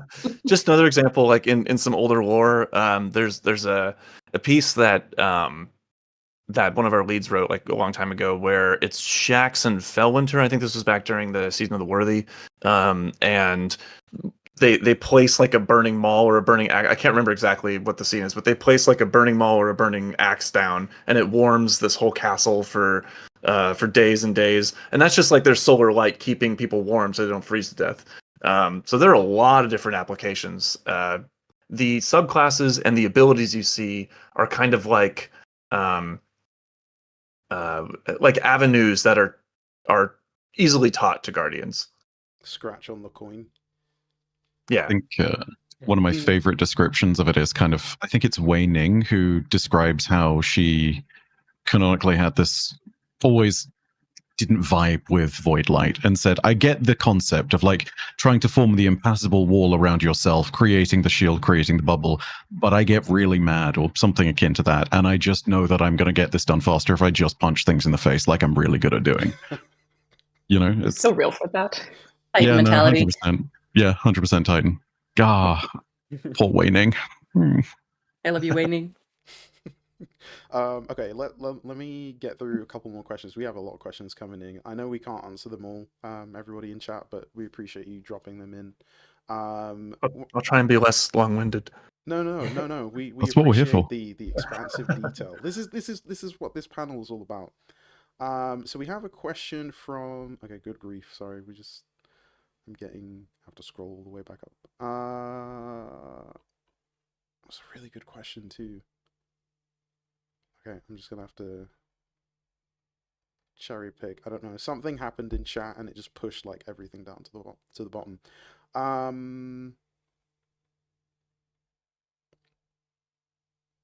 This is terrible. Okay, so why did the 9 decide to kill Ikora with the train from the wormhole instead of maybe a heart attack? Seems very overkill and flashy. That was from Dread AFK. I think you already kind of answered that, yeah, when you talked The about 9 doing something overkill and flashy. What? Sorry. What? Yeah. but yeah, it displaced her. Yeah, exactly. Like it was. I think maybe this seems like a cop out, but the easy answer for like why the 9 did something in a specific way is because that's the way that it had to be done in order for events to unfold as they wanted them to. So Ikora had to be moved. And you know, you hit someone with the train, it's a pretty effective way to move them. Pretty effective way to kill them, move them. A lot of things. Also, it's there's some visual metaphor in there about the idea that not only is it like a Chicago L train, and that's, you know, thematically connected to a lot of things, but just the visual metaphor of like this locomotive that is a symbol of industry and motion and movement and advancement. That is the thing. Yeah, and liminality. Like that is the thing that is killing her and bringing her forward. Yeah, the train I think was an early imagery thing that we had talked about. And when you said it, like the liminality of it and time does not feel real on a train, I think there's a Lodi line that may have gotten cut, but there was like he was like, I have said on a train that I do think that time doesn't exist on them. And having that be a fun visual metaphor. There's also the juxtaposition of Ikora getting killed or Nella getting killed by a train, and then Ikora in the beginning of Edge of Fate just like dodging it easily. No, like she like the like difference in people in power, and getting to like overcome a train in that way, like just being like, man, this is chill. Was something that felt really like a really cool like moment to have for Ikora specifically. That we are getting so much Ikora. I'm so glad that we're getting more Ikora. That's my mom. Underrated character for so many different reasons, but like Mhm. Yeah. I feel like she's been the anchor point for Destiny in a number of ways, not just in the Vanguard or like for the last city, but I think just as a character, she she has a way of and I think that came across in Edge of Fate. Like she has a way of, even in the midst of chaos, grounding herself and helping to ground everybody else that's with her. And Yeah. obviously, spoiler alert if you haven't played Edge of Fate to the end, but like that moment of approaching the anomaly and seeing what's going on, and then obviously the cutscene at the end, she's, even despite learning what she's learned, so calm still, despite everything that's going on. You know, I don't care whereas what happens, and I'm still Ikora Ray. Like, yeah, yeah. whereas there's somebody that like moment. Zavala would have been either banging a table or potentially flipping a table. Yeah, there's we that wanted there's to that moment. still. Oh, Oh, sorry. yeah, go ahead. I was gonna say there's like that moment in right before the final mission in Criticality where everything's going wrong and she's under the reactor and dies over and over again, and then gives that speech claiming her free will. I just love that so much. Yeah, it's a 9-1 core Raven. Here I am. Yeah. Yeah, it was really important to give her something that like shook up her arc. She is the anchor point. She is always the person who we can rely on to be calm, and giving her something that that would challenge her. Like we've talked about in the past, but it's like when we were figuring out who we wanted to be part of Edge of Fate and who would be like who the 9 would be messed with. An important question came up. It's like who would be the most upset that they got messed with, right? Like who would be so angry that their life was controlled? And it's Ikora, who has so much control over everything, and knowing that she didn't have control over this is like infuriating, but it's also a way to push her forward, to not to take away that agency in the moment, but to give her more agency in the future, and to let her figure out who she's going to be. She got called commander. That's like extremely like that's an extreme identity crisis to come through of like, well, Zavala's the commander, like who am I?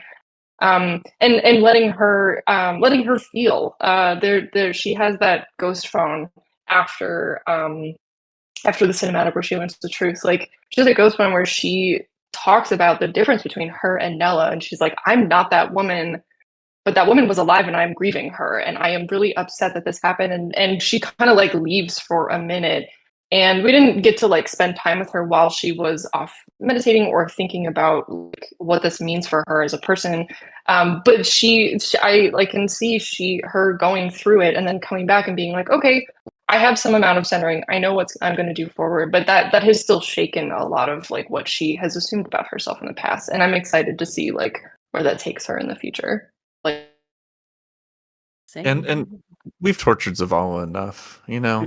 He needs a break. tired. Poor man. He needs a nap. He's been through a lot for sure. A random question: how difficult was it for you as a narrative team together? Like, if you sat around the round table or the square table, and you're like picking which characters to involve in this very 9-centric expansion, because there are a lot of characters who obviously, I would say, have equally, like, each have a piece of this pie that is the 9. Yeah. So how in the world did you decide to go with who you went with for this story? Okay, so there are a couple reasons. I think, first of all, just as a general note, like when we're talking about characters that we want to use in a release, that's one of the first things that we kind of lock down, because it dictates a lot of other points in the story. And normally it's a pretty wide discussion about like who would be the most interesting in this situation. And then once you get a long list of who's the most interesting or who's the most connected to this situation, so in this case, the 9 coming back and starting this new saga, you start to break down like, okay, well, who is an expert at what? Do we have 3 experts in the same thing? We don't need all of them. You're gonna pick one. It would be great to have Eris and Mara and like all of these people who are connected to the 9. But do you really need Eris and Mara talking about them and Orin talking about them? Probably not. And it also kind of brings up a challenge that we tried to figure out, where since this is a new saga, we didn't want to spend an overabundance of time like re-explaining who these characters were. And I think characters like Mara and Eris actually bring a lot of baggage, where you have to like talk about where they're from. You can't just be like, oh, here's this blue alien lady. She's a queen. Okay, we're gonna move forward. But Orin, especially because her position in the story changed, gives us a lot of ability to kind of leave her old self behind and use it as a sounding board. And then Ikora, we always like to have some member of Vanguard representation in these major releases, as like a through line for these characters. And we felt that Ikora was her moment. And like Hannah talked about before, there were a lot of reasons why we wanted to bring Ikora in. And then for Lodi, I think Lodi was the most important piece. We needed your everyman character who could explain these concepts or ask questions about these concepts that we knew that players would be asking, or especially new players would be asking. We have a philosophy. Okay, I'm going to share our inner philosophy names here. We have the Randy Caviar versus Danny Dorito philosophy. What? Randy Caviar is a person who knows all the lore. They've been playing the game for a while and they pay attention all the time. Your Danny Doritos are your people who run through the missions. They probably are like listening to music in the background or like watching YouTube on the side while a cinematic is playing. And maybe they don't track everything. And that's okay. We want both of those types of players to feel like they know what is going on as they play through the story. And so a lot of times when we're writing scripts, a lot of the writers are very well versed in the world of Destiny, and we'll get a script that's like, this is great for Randy Caviar. Does Danny Dorito understand what is happening here? And we'll have to Doritoize that script a little bit to bring it into line. So those are a scattering of random things that we consider for characters. Yeah, I remember when Lodi showed up and it was just like, who's this dude? Like, this is the face. He has the face. He has the face of somebody who knows what Scrum is. Like, why is he here? But it really warmed up to him for sure. But yeah, being the information giver, that makes sense. The reactions to him before anybody knew anything else about that was really funny, because everyone's like, he just looks like a guy. Like, why is his dad Destiny? And it's like, you're gonna be excited. I promise. You're gonna like this guy. You're gonna like this man, because he's gonna be charming and wonderful and perfect and all of the things that Lodi is, but also he makes these incomprehensible Eldritch horror beings comprehensible. He makes them fun to hang out with. Like, he brings an element to Destiny that we needed with this release. Like, when we talk about, we don't want to punish people for not being lore experts. We want to bring them along for this story, and to have a character who is both entertaining and charming and relatable to bridge that gap felt key to like explaining these concepts of planet, and why it thinks because other people think. Like, let's make it easy for everyone to understand. Especially with a concept as complicated and confusing as the fourth dimension and beings that live within it and then interact with other dimensions, you definitely need a guy who can stand there and go, what is all that? What's the fourth dimension? And so our super high brain esoteric characters of Destiny can then give their highbrow explanation to our beautiful little Blorbo. I think I love that most of all because this is the beginning of a new saga, and Lodi is a fantastic guide, not just for all of us as we're experimenting with very, very difficult to understand concepts like the fourth dimension and dark matter, but also new players get taken along for the ride, and that's an incredibly important decision. And Lodi has these perfect reactions to things that have been mundane for us for literally a decade if we've been playing this game for that long. I mean, I think one of my favorite moments, outside of the cutscenes, is definitely his crash out with Ikora being like, what do you mean nobody wrote down what happened? What do you mean we had a collapse? What do you mean there was an extinction level event? What do you mean there's been an apocalypse? And nobody bothered to write down the recipe for ceviche. What are you doing? Like, it's a fantastic moment, and it's everybody who's new gets a lot out of a scene like that, and anybody who is a veteran still gets a lot because it's just whoa, we get to see so much out of this new character that suddenly is having what is frankly the most rational freak out that anyone has ever had in any kind of video game conversation. Yeah, like he goes 100%. from 0 to 100 real quick with how he's made the emissary. But making him a linguist too is a really smart move, I think, because who better to communicate all of this stuff to us? And as far as like that 0 to 100 thing, like you have this man who is, in his own eyes, meant to be of service, right? That's like the thing that he thinks about himself. I am at my best when I am serving others. And he's brought forward into a situation where he knows nothing. He's told he can't go back. And so he immediately, his next course of action is obviously to go, okay, well, if that's tied off to me, how can I be of service? Like, what can I serve here that will give me purpose, that will make me feel good about what I'm doing here?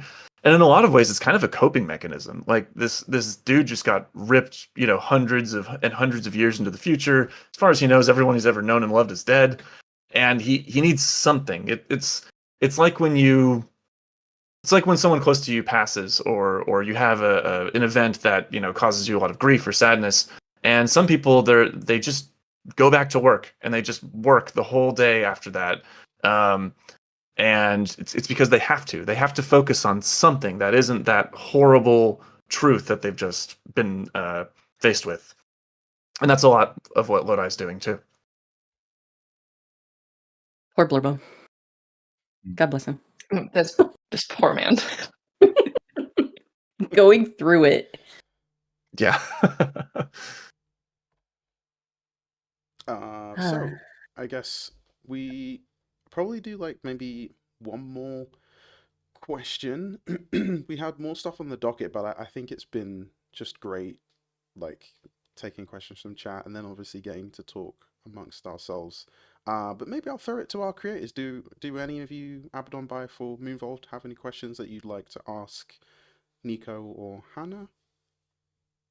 I guess like the main the main theme of this expansion is fate.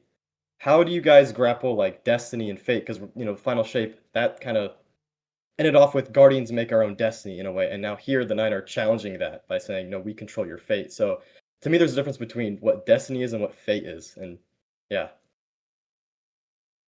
Yeah, I'll start off super short, and then I want to hear what it has to say. But Guardians do make their own fate. Now, whether a 9 tells you that's true or not, it doesn't necessarily mean that that you don't make your own fate.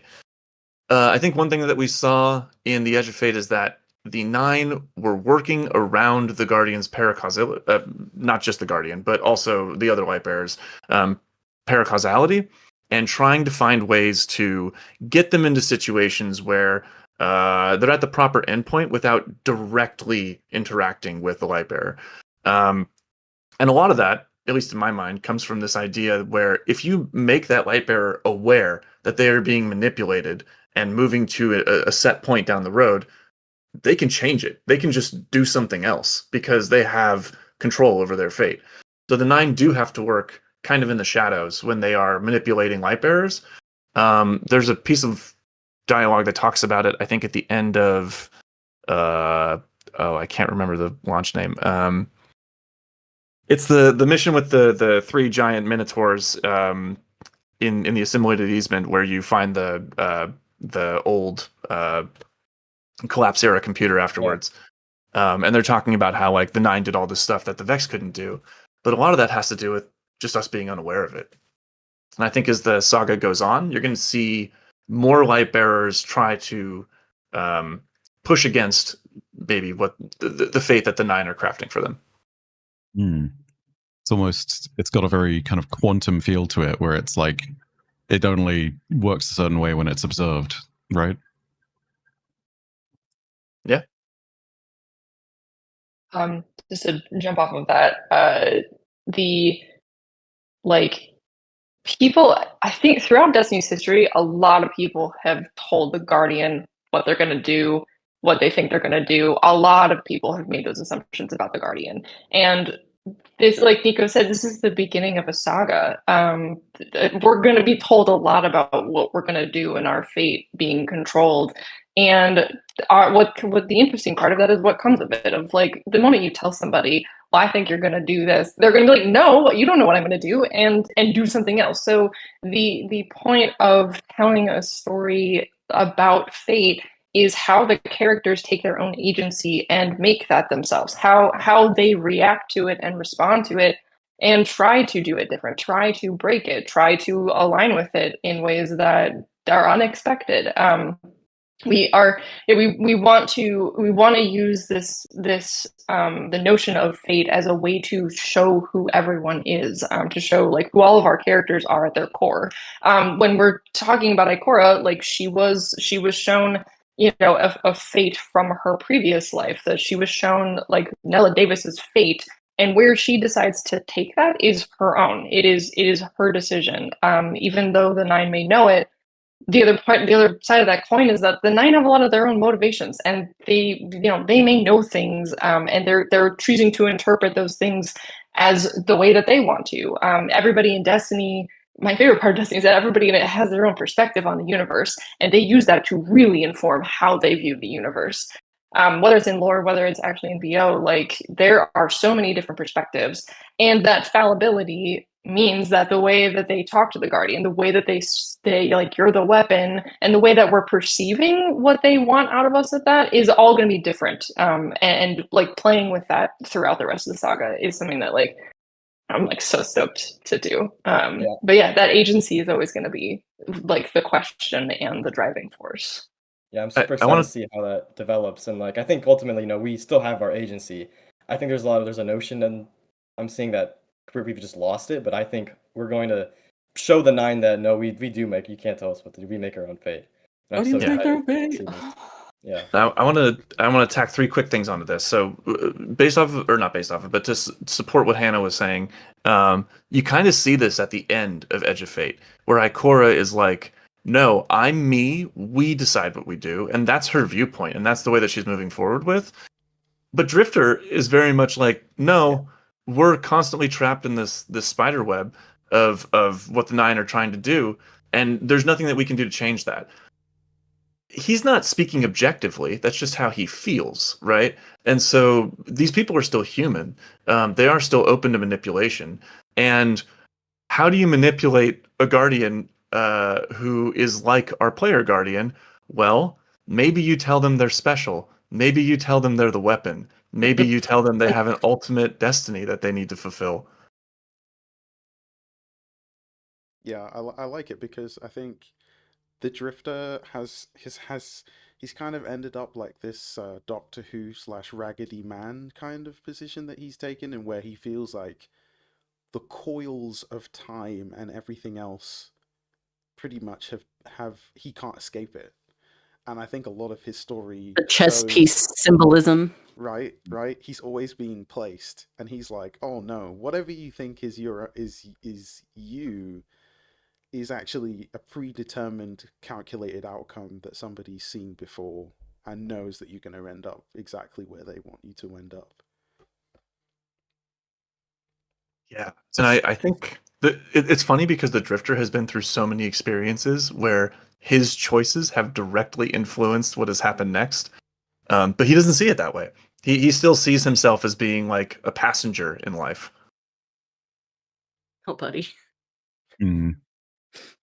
Poor guy. It was a phenomenal starting question for that, by the way, Abaddon. Oh, thank you. Okay, so we are at the top of the hour.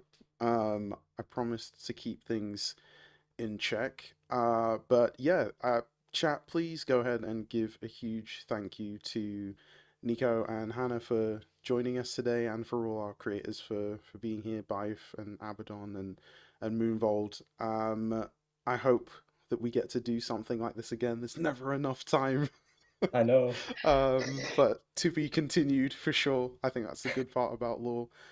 Any final things that Nico, Hannah, that you want to say to the community? I want to say Um, thank you.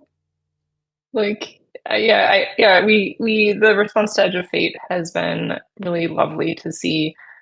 We worked really hard. We put our hearts into making something that was very wonderful and weird, and really trying to push into like these spaces that we haven't seen Destiny go into before, and to see that, like, to see people responding to that is really meaningful. So like all of your interest and your passion for this game really means a lot, and we it feeds us. Like, it really is wonderful to see like this stuff, the response to Lodi, the response to like Ikora's arc here. It's been really exciting to see. So yeah, I just want to say thank you. Thanks for playing. We really appreciate y'all, and we see the love. We go online and we are seeing like the fan art and the joy in like in the Twitter in the Twitter feeds and stuff. Like, it's really nice. So yeah. Thank you again. It's really lovely. Nico, sorry. No. Yeah, I'm mirroring a lot of what you're saying there. Thank you so much, everybody, the people on this panel, and also the community and all the fans of Destiny. I mean, I love making this story, and I love seeing other people fall in love with the story that we're making. There's nothing more fulfilling than having content go out and watching people play through it and seeing them enjoy it. And it's wonderful. And so I hope that we can keep providing all of you with joy as you're playing through. And yeah, I mean, I would love to come back and do this again. I love having these conversations. Same. I could talk for you said like 6 hours. I could just do forever. Oh yeah, I brought my Orin mohawk. I brought my Lodi shirt. You know, we're here. Hell yeah. Yeah, we got the Lodi shirts. We're in it. So cool. I may say this really briefly on behalf of everyone here. Thank you, Smart, for being the impetus, the prime mover behind putting all this together, by the way. Because seriously, it's a really cool thing that we have here in this moment, and it would not have happened if you had not first thought to go ahead and take the initiative. So big thank you to you too, Smart. Yes, thank you. Yeah, thank you. Big Thanks thank very you. much. I appreciate that. That's really nice of you to say, but thank you.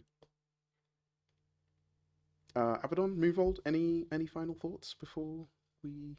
I have so many final thoughts, but I can't. I can't. Have you I got can't the do that right word now. already? Maybe I might be rifling through some of my books. Yeah. This has been really good for me. So thank you so much for the invite. Yeah, of course, absolutely. And chat. Remember, chat's holding you to some kind yes. of content. 5 minutes here, or 10 minutes there, 25 minutes after something. Gotta try. Abaddon, any final words? Yeah, thank you for having me. Thank you, Hannah and Nico, for being a part of this. And I guess I'm excited to see where the story continues with Ashen Iron and Renegades, because that's we see that in a week and a half, right? That's when the reveal is, if I remember that correctly. Yeah, Ashen Iron's coming soon, and the yeah. Renegades reveal is coming soon. I'm Yeah. so excited for people I'm to so see hyped. what we did with Renegades. It's crept up on us. I didn't realize it would be that fast. Like time has flown, so to speak, and You were We're going back to dragged the forward in Borderlands. the timeline, or There's not enough time. There's not enough time to get through everything before the next big update. It's just like I'm still reading lore. I have like a Yeah, whole me day too. where I just sit down and read Destiny lore, and I feel like I make it through like 1 or 2 lore entries, 3 max, and I'm just like, okay, I need to do other things. But no, massive thank you to everybody tuning, being a part of this, and just big thank you to Bungie as well, and also Gamesite for helping to put all the pieces together behind the scenes. This is probably one of the biggest things I've organized to date. I hope everybody's enjoyed themselves, especially chat. Thank you all for being here. Stick around because I'm going to do some giveaways, but I will let our wonderful creators go so that they can do life and have dinner and all the things that they need to get done for the rest of the day. But yeah, thank you so much for being here, Hannah and Nico. And yeah, we'll do this again for sure. Yeah, Can't wait. Thank you. Thank you. Thank you all. Yeah. Thank Bye. you for putting the time in. Thank you. Thank you. Yeah.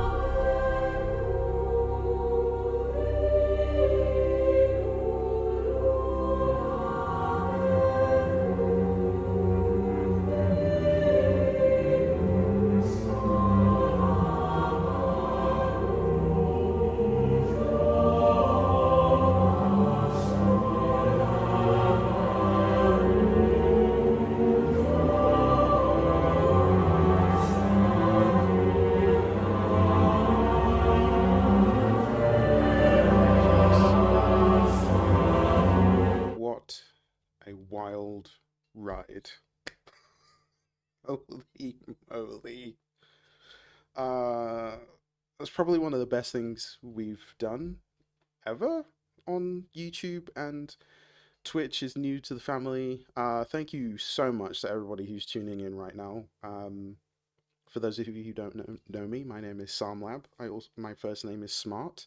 And I make Destiny lore videos. But yeah, huge, massive thank you to Bungie and the narrative team, Nico and Hannah, who joined us, and Abaddon, Moonvold, and my name is Bife. Phenomenal creators, really great people in real life who've done great things. But I'm going to stop prattling on because we have to do a giveaway. So give me a second to check my comms real quick. Getting reminders, which is very helpful.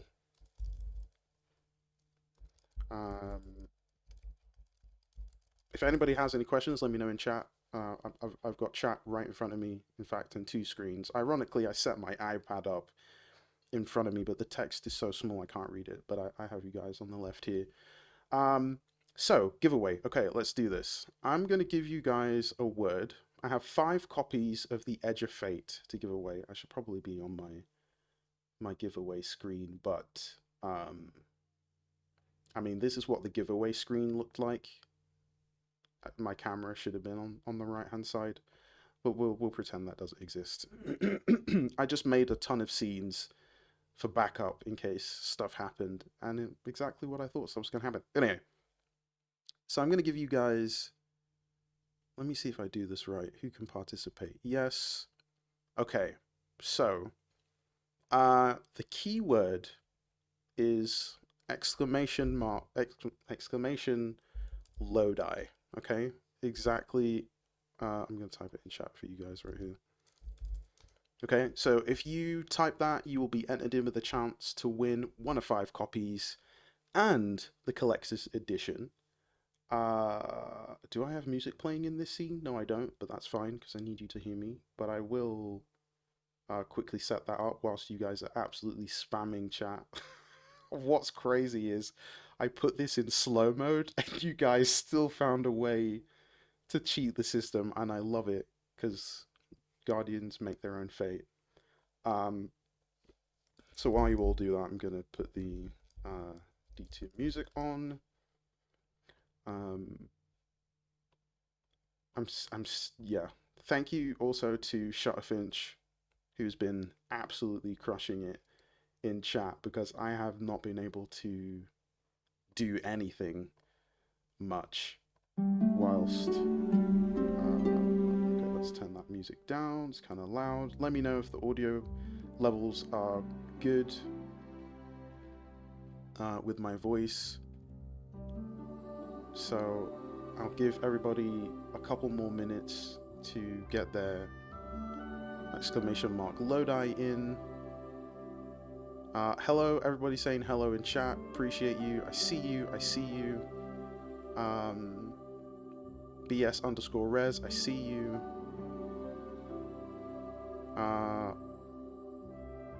Praise the ban. I see you. Sean in real life. I see you. You need to type exclamation mark Lodi, just like you see what everybody else is doing. So I'll give everyone a couple more minutes, because there's nothing more frustrating than like coming into a stream and the streamer's all windows closing, and then nobody gets to win anything good. We'll talk about that after. There are more things that you can get, but you'll have to go and visit each one of the creators who was on this stream, because they also have some emblem codes to give away. I'm gonna be entirely honest with you, the emblems are like an Easter egg surprise. Yo, I have no idea what's inside these emblems. I don't know which one it is. Maybe that makes me look bad. But look, I've been juggling multiple things by myself. I'm sorry. I'm sorry. Alright, is everybody... If you've just joined the stream and you want to get 1 of 5 copies, 5 copies of Edge of Fate, Standard Edition, where you get to take on the witness. No, that's not this expansion. That's Final Shape. This is not what you're getting. You are getting the Edge of Fate Standard Edition, and one lucky winner, but that'll be after this, will get the opportunity to win a collector's edition.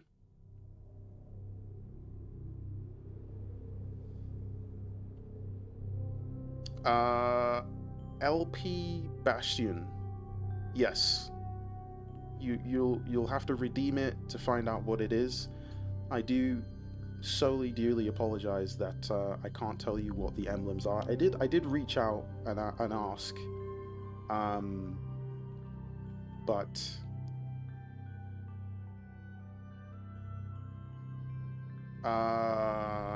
that is a yes. Sorry, I was replying to my mod, not yes to chat, yes to Shutterfinch. Okay. I'm gonna... Cool, right. Okay, so we're gonna run it. I'm gonna say done. I have 252 entries in here. Yo, you cannot tell me that 300 plus of you or so have a copy of Edge of Fate? Somebody is telling tall tales right now. I don't know who that is, but I demand to know.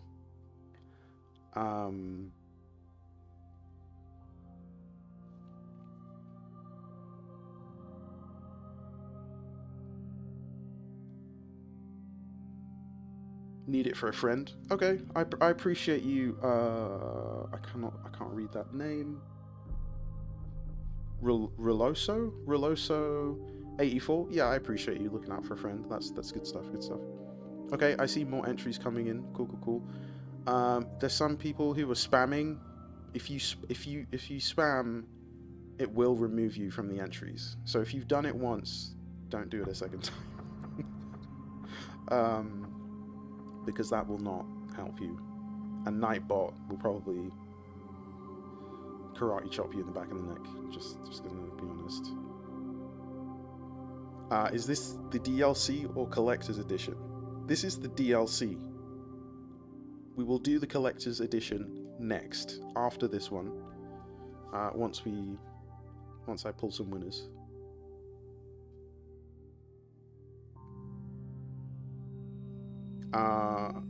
English Fry, it's not for you, it's for a friend. Someone who played it day one with me and can't afford it nowadays. Yep. I'm all about that. I did that for somebody recently as well. Sensory overload, you entered in more than once. I will... Hold on, I can search your name.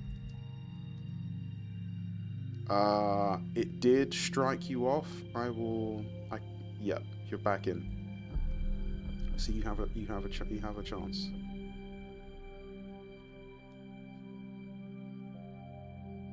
Does it count towards the emblem too? No. This raffle does not count towards the emblem.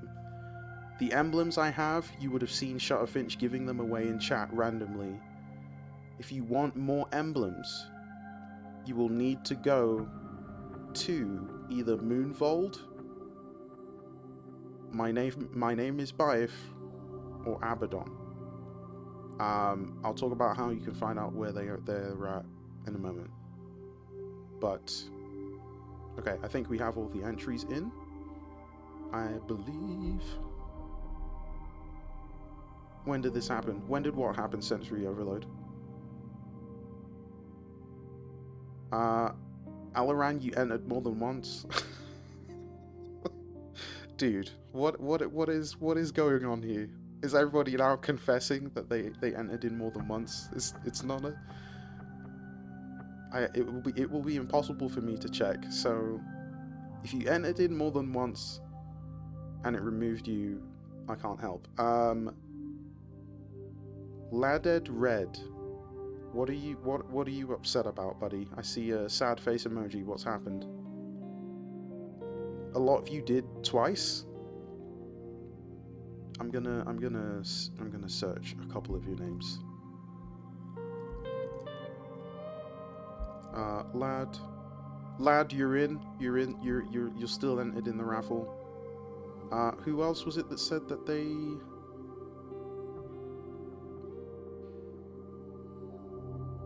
Shutterfinch said that there would be more emblem giveaways. I pretty much gave Shutterfinch all the emblems. When he was referring to there would be more emblem giveaways, he would have been specifically referring to giveaways from the other creators who each have a set number of emblems to give. Whether or not I can get more emblem codes, I don't know. I will have to get back to you on that. But stay tuned. We have one more giveaway to do. But once again, I appreciate everybody being here.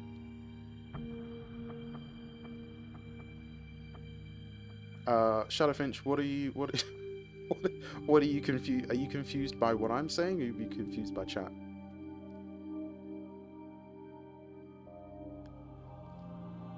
Lad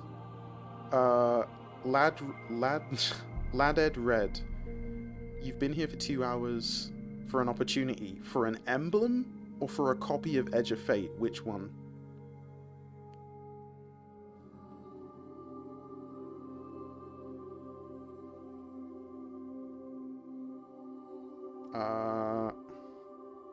Comet Space Fox, feel free to remove your entry. You already own the DLC. Okay. Yo, I'm not gonna be able to go through and like start removing you all individually. I did do my best to make it clear about what I was giving away, but I do apologize if it seemed like I wasn't clear as to what I was giving away.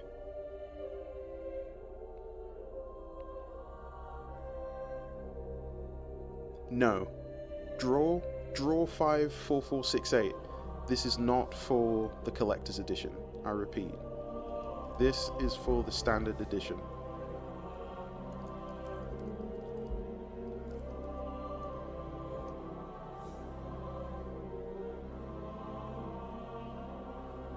Yes.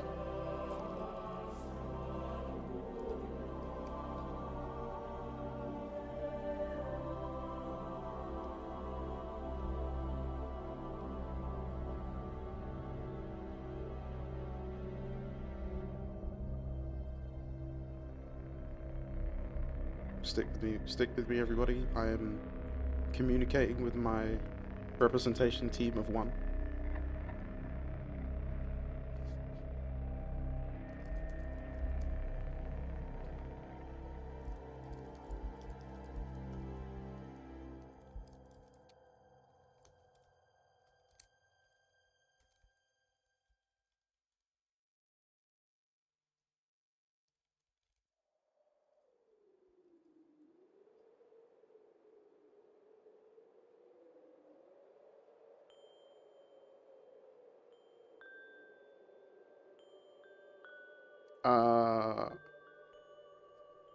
Hola Penguin.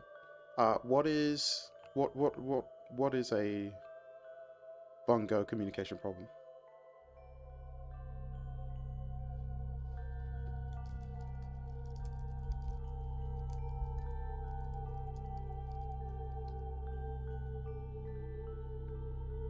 Yeah, that is correct. So, during the chat, during the course of the stream, there were a number of emblem codes dropped in the chat that were given away throughout the course of the stream. So what we're going to do right now is we're going to reset the giveaway. We're going to reset the giveaway because it's clear that it didn't make sense. So I am about to do a giveaway for the Edge of Fate Standard Edition DLC. This is the stock basic DLC. I'm going to switch to that screen for a second so that you can see exactly what it is that you're getting. So welcome to the giveaway screen. This is it right here. You will be receiving this item on the left, and it includes access to the campaign, and access to the dungeon, I have 5 copies to give away right now. We're going to roll a raffle for this. It appears that some of the codes have already been claimed. So what I will do is I will reach out to Bungie staff and I will get a whole fresh bunch of emblem codes. As to when I will be able to get that to everybody, I don't know. But what I'll say is, if you want an emblem code, DM my channel or DM me on Twitter or Blue Sky, and I will do my best to get you all an emblem code. And many of you who are tuning in know me. I'm a man of my word, so I don't go back on what I've said if I can't, unless I can't do it at all. So that's what we're gonna do.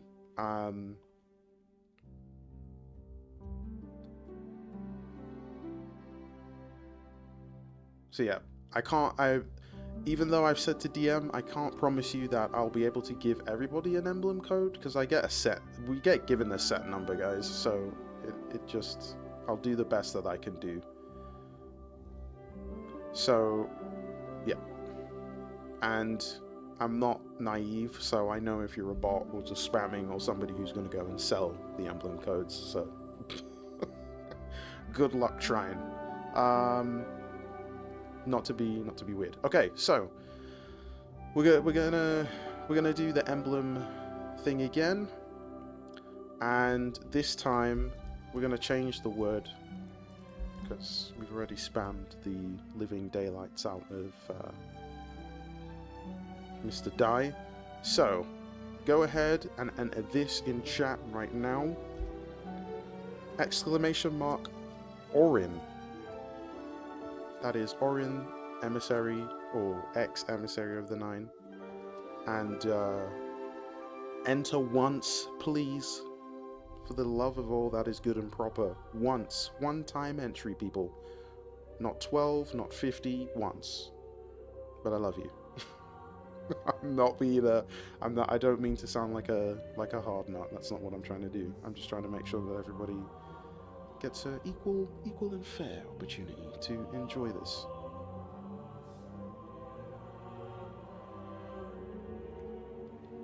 So this is standard edition Edge of Fate. 5 copies to give away. You get access to the campaign and you get access to the raid. To the rad. And it's a jolly good time. This expansion is it's incredible. For somebody who's been playing since D2 Year 1, was it beta? Yeah, the first beta wave. This is good. It's good.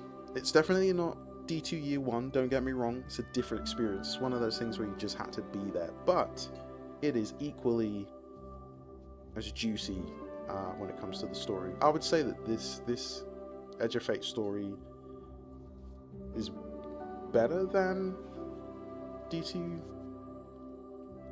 Year 1. I don't know, you can't really compare. I know we like to rank as Guardians, but yep.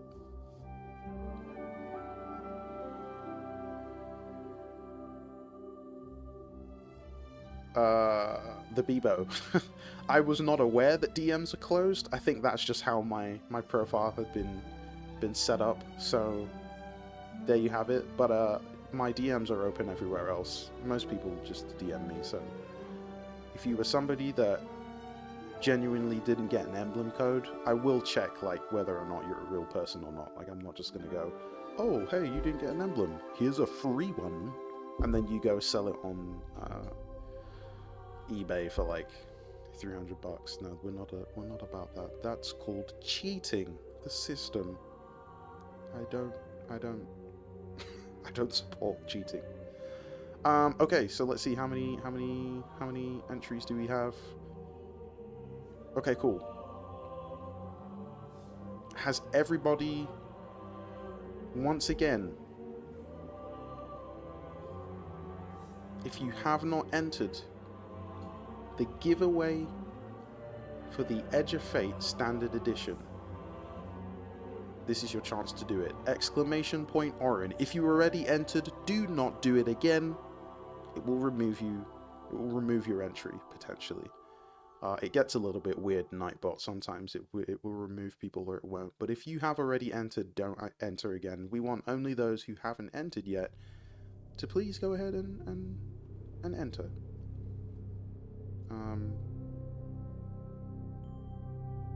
Once again, I appreciate everybody being here. I know that it is varying times of day, but it's great to have you all tuned in. We will absolutely be playing some Destiny after we've done all the giveaways. We'll just go ahead and get that launched up.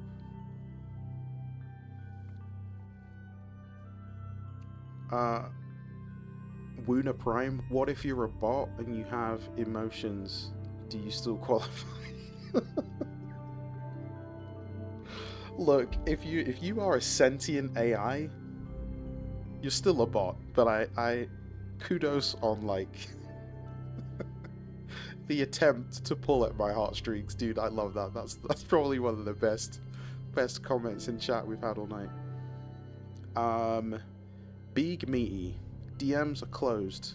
Closed where?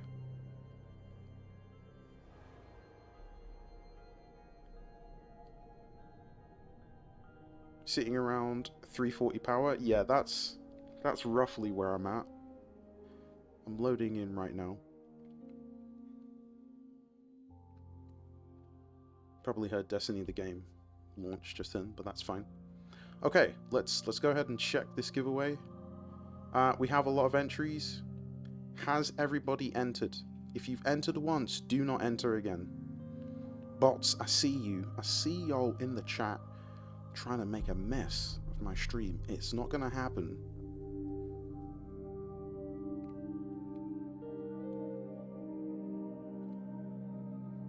Would I call a viewer a flanker from Ontos? I have no idea what you mean by that.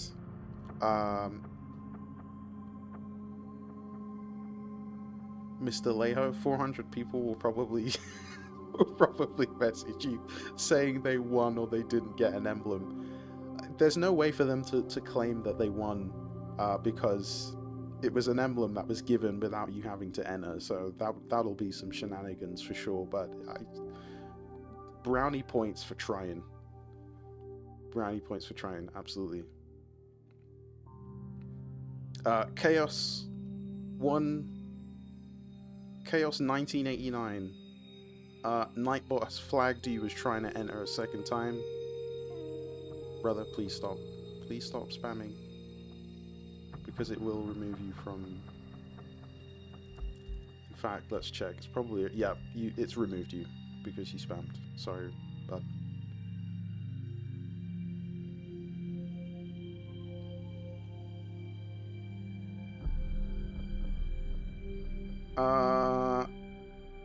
Yeah, let's keep chat civil, folks. I see some conversations that are happening where people are like semi-jumping at each other. Let's calm down. It's just a giveaway. It's just a game.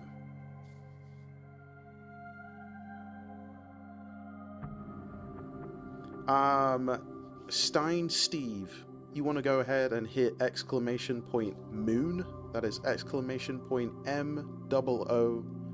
And that will bring up Moonvold's information.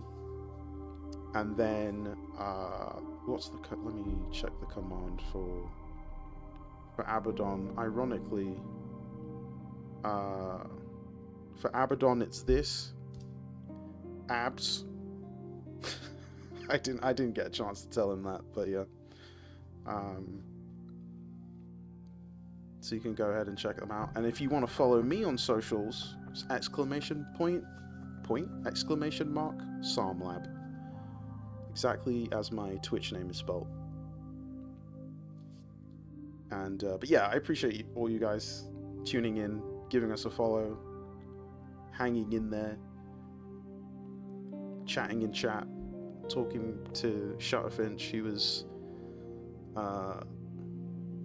probably breaking out in the sweat. I don't know why that SomLab command didn't work. Did I not make one for myself? Yes, I did. Oh, okay. Pardon me. Let me go ahead and edit this right. Yeah, now it's SomLab. It was I had it set as exclamation point Som. Doi. All right. I think we've got enough entries for the giveaway.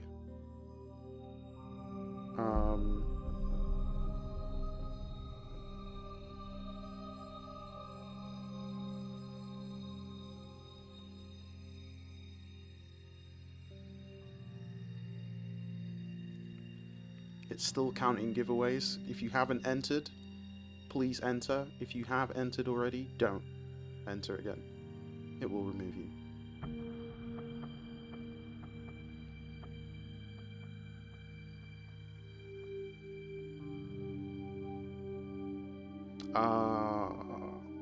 Come over and Braun. Only gotten a handful of tier 4 gear. Yes. It is. I understand. It's frustrating. Shut up, Finch. What is going on?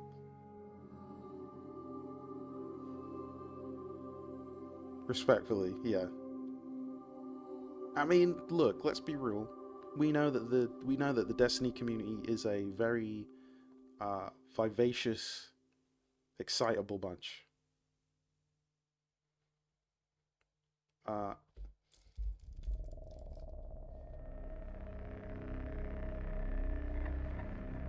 Any more last-minute entries into the giveaway? This is now your chance before I roll for the winners.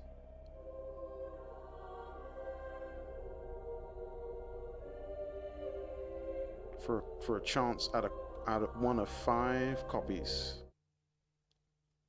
One of 5 copies, my friends. Muted Rage, you are not in. So if you haven't entered, enter in, please. Por favor. Stefu, exclamation point Royal or Royal is not a command. If you want to enter the giveaway, it's exclamation point Orin. I have to say Orin because not everybody can understand Orin with my British accent. Also, it's very hard to hear myself with noise cancellation headphones. Yeah, Shutterfinch is he's OP. He's a good friend of mine. He is he's one of the lead narratives for the. It's probably a good time to plug the animated TV series that we're working on for Destiny, called Old Chicago.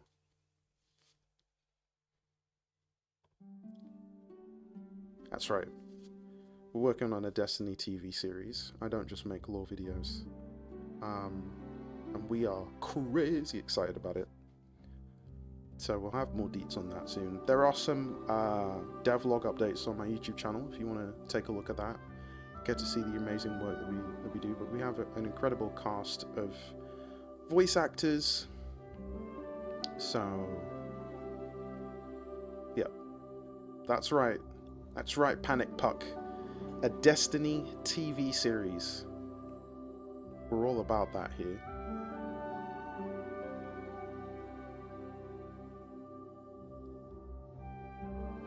Yep, Stapu knows. Yeah, we've been this thing has been cooking. This TV series has been cooking for 5 years. 5 years. It's pretty crazy. Is it like machinima?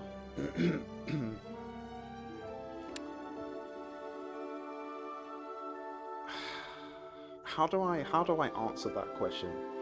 Official TV series or fan made? This is fan made, but when we're done,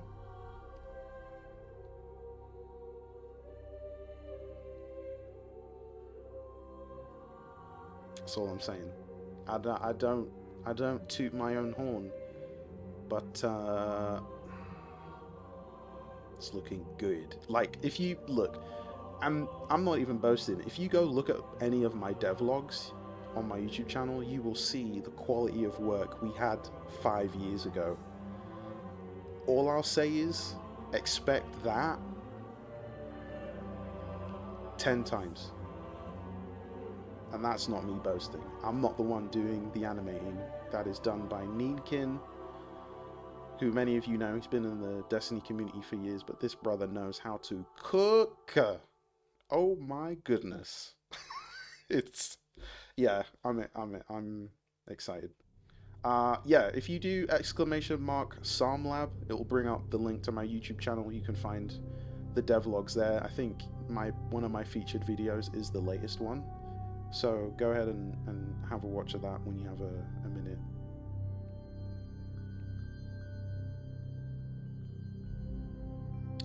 Andy, dude, no worries at all. I appreciate you being here and being in chat. I see you.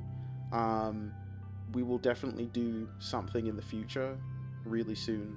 And we'll run some stuff together, maybe some dungeons or and the next event, whenever there's an event or something. I'm not gonna lie, Shutterfinch sounds cute. Hey Gorath, I see you there in chat. I saw your name pop up earlier, but I appreciate you being here.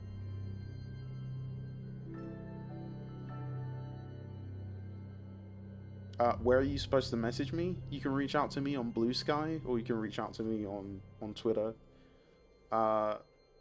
Chess Queen, I've seen you come up multiple times. I'm beginning to think you're a bot because you don't have a profile photo, but you tried Twitter and Blue Sky?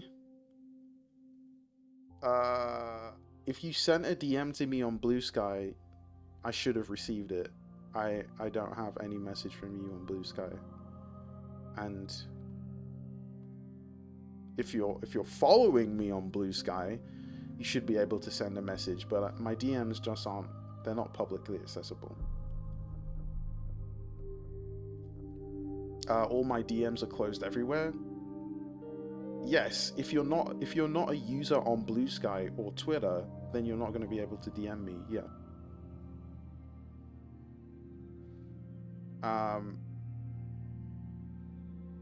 You messaged on Instagram.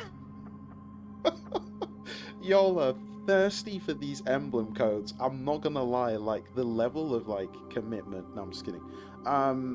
Yeah, if you DM'd me on Blue Sky, that's entirely. I'm not Blue Sky. On Instagram, that's fine. Like I said earlier, I will vet. I'll go through and I'll vet and make sure that you're a real person, because I'm not gonna give emblem codes to somebody who's just gonna go and black market them, because that happens a lot.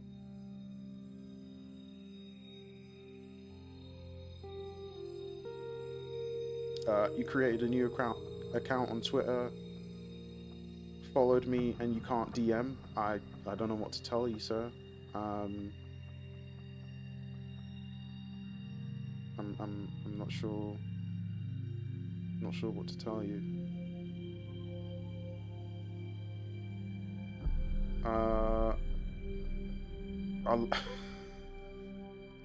I love that there's a lot. I'm looking at Twitter right now, notifications, and it's wild to me how many replies I'm getting about emblem codes. We will figure the emblem codes things out, guys. I will do my utmost best. I can't promise you anything, but I would do my utmost best. Dredgen Vale can't DM on Twitter. Brother, I don't know what to tell you. I suspect that with Twitter, I have to follow you back.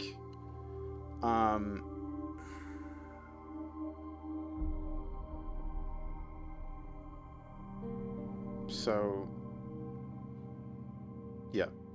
And I can't assume that everybody who's followed me wants a emblem code. That's just gonna happen. Anyway, okay, we're getting in the weeds here. We're gonna do this raffle. We're gonna draw some winners. Please go ahead and enter if you haven't entered. Last call. Last call. because we've been chilling and and chatting a lot, but we've not actually drawn any winners yet.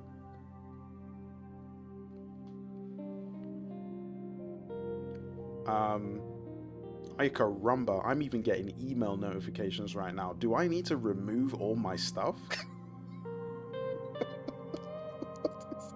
What is going on? Okay, no, I'm just gonna... No, I appreciate the genuine appreciation for this lore panel. I really appreciate you all being here. Okay, so I'm gonna go ahead and draw the winners. Choosing winners. Okay, so the first winner is male Fick Mark. Please hold fire while I quickly check why you can't send a... Can people whisper on Twitch, or have I got that turned off as well? What is Twitch doing to me? It's supposed to have my back. Is it in moderation? What is it under?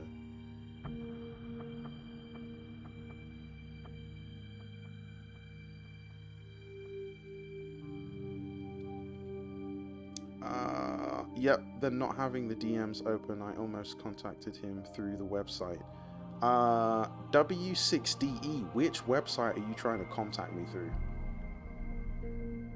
Monic050. Whisper also closed. Alright. Chat, give me 2 seconds and I'll get this sorted out. I don't know why whispers are closed. It's probably because I have a ton of safety features turned on for my own safety.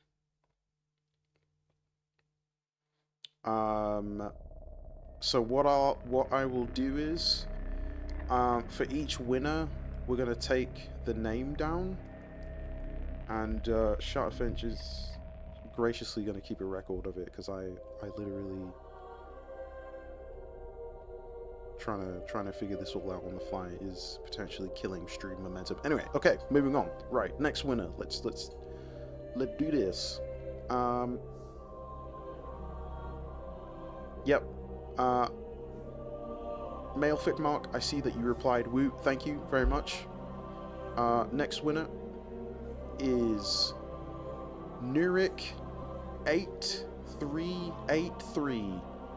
You have won yourself a copy of the standard edition Edge of Fate.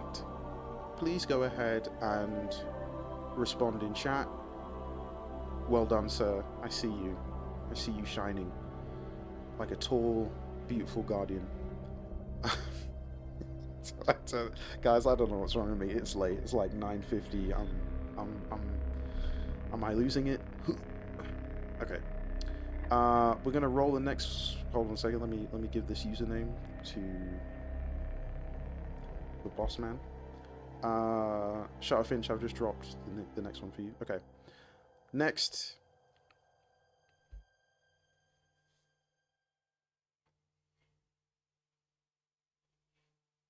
What in the world? How? Okay, no. That ain't happening. Okay. Clo____Clo. You have won yourself a copy of the Edge of Fate Standard Edition. Please reply in chat if you want your copy, or if you're excited. If you're a bot, brother, this is gonna go to somebody else real fast. I'm just kidding. I'm sorry. It's all about making yourself laugh on stream. Otherwise, I'll be very boring and serious and take myself seriously, because lore makes everything serious. Pop Ghost. Okay. I'll take it. Can you sprack in the English, please? No, I'm just kidding. That is English. I will add your name to the list. Okay. We have 2 more winners to pick. So next one. Jackajack L. You have won yourself a copy of the Edge of Fate Standard Edition. please respond in chat if you would like your copy within the next, preferably 15 seconds. Excellent. He replied, yo, that's sick. Awesome. Okay, I am adding your name to the list. Alright, folks. We're going to roll for the last copy of the Standard Edition Edge of Fate. Standard Edition. We're going to do the Collector's Edition raffle right after this, so stick around. Don't go nowhere. Because we're also going to play some Destiny. Very poorly. Get to see my amazing skills in action. Alright. Final winner for the Edge of Fate Standard Edition. Agent Ghost. Agent_Ghost_official. You, my friend, have won yourself a copy of Edge of Fate Standard Edition. Brother, are you following the channel or you just tuned in? Because it's telling me following status unknown.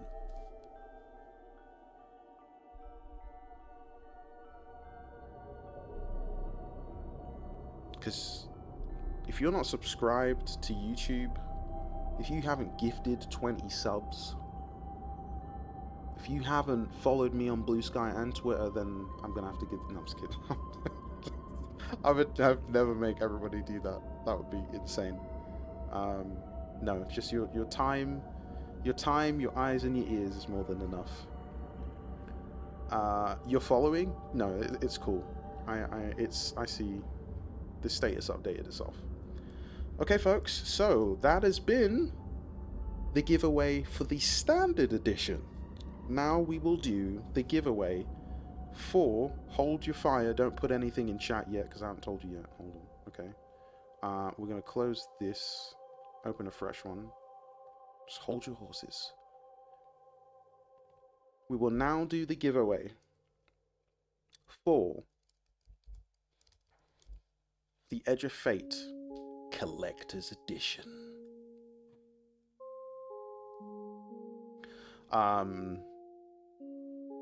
So the command that you will drop in chat is as follows: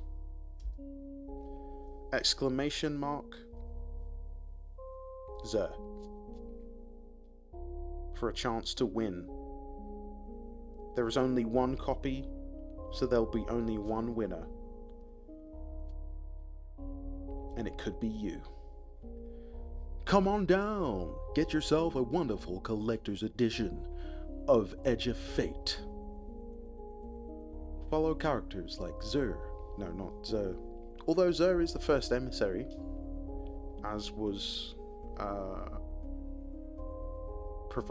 told to us by Alison Liz. Was it Alison Liz? Or was it Hannah? I want to say it was Hannah. Hannah Flipsky. Lead narrative. It's so, I can't. It's so difficult to not like. I think I've been so in the trenches of getting prepared for this stream that now anytime I'm hearing or picturing like Nico or Hannah's name, immediately it's like hyphen lead narrative writer for Destiny 2 as well. But yeah, anyway, I digress. Good luck, everybody. Entries are still rolling in. Come on down if you want a chance to win a copy of the Edge of Fate Collector's Edition. Go ahead and drop in your !Zer with an XUR for a chance to win. There's only one copy for one winner. Next time, I'll have Bungie give us some more goods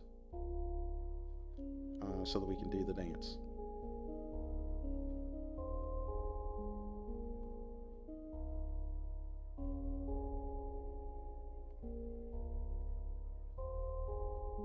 We in? We got all the entries. What's happening? What's happening, people? What's happening?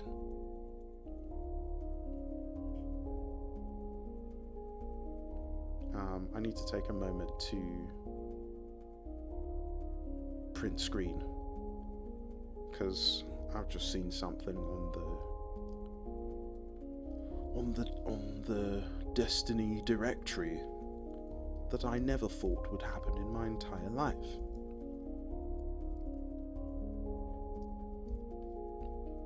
I'm gonna have to save that for record purposes.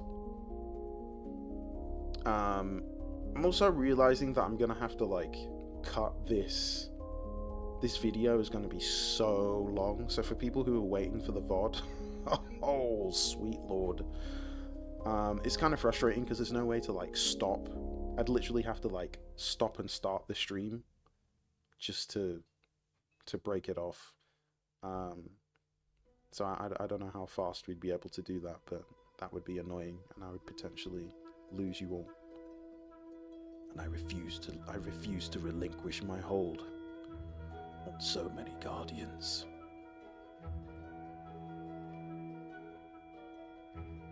All right, is everybody entered in? Okay. One more time. If you want a chance to win the collector's edition, there is only one to give away. Collector's edition of Edge of Fate. It includes all the jazz, all the magic, hive and everything. Then exclamation point Zer.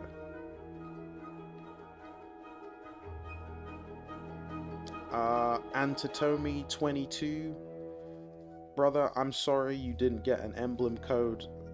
Look, guys, I had no idea that like Destiny emblem codes were like as desired as like Pokemon cards. This is wild to me. Like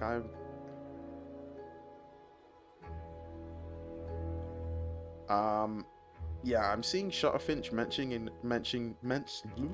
saying in chat, please don't harass people who have won stuff or gotten emblem codes. Don't do that.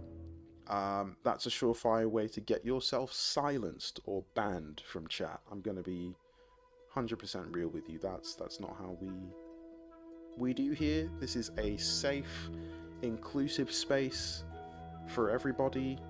And so if you come into the chat and you behave badly, you're out, because we just don't tolerate that. And I'm saying it to you kindly, because there's no need to say it aggressively, but please don't be one of those people in chat. We all love Destiny lore, but don't be that statistic in the Destiny community that's just like, give me beans, I want beans now. It's like, no, sorry. There's no beans here, sir.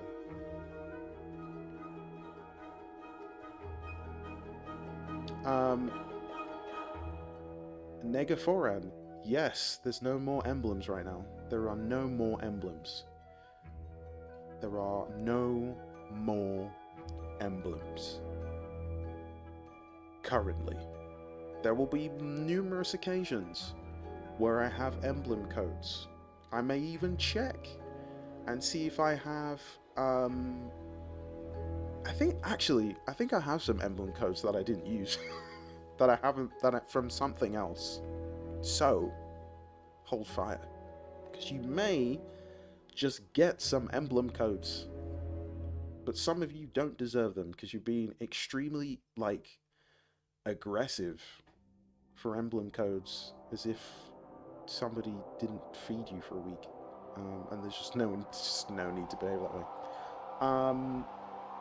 Alright, so I think we have all the entries. I'm gonna roll for one winner for the Edge of Fate Collector's Edition. I wish you all the best. Here we go.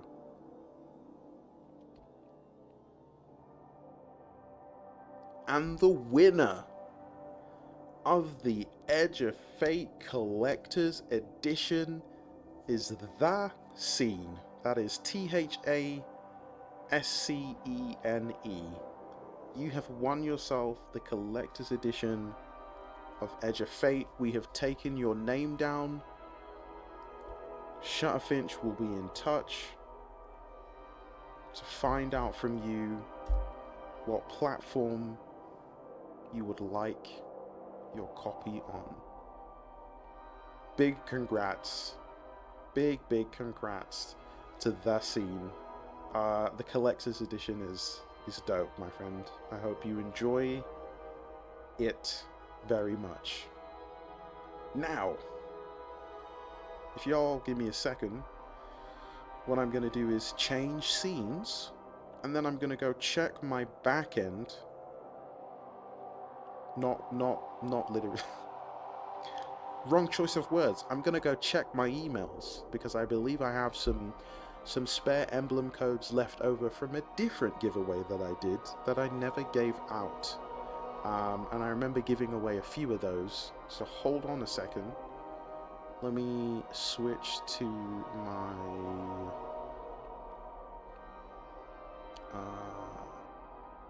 my regular scene. What we're gonna do is we're gonna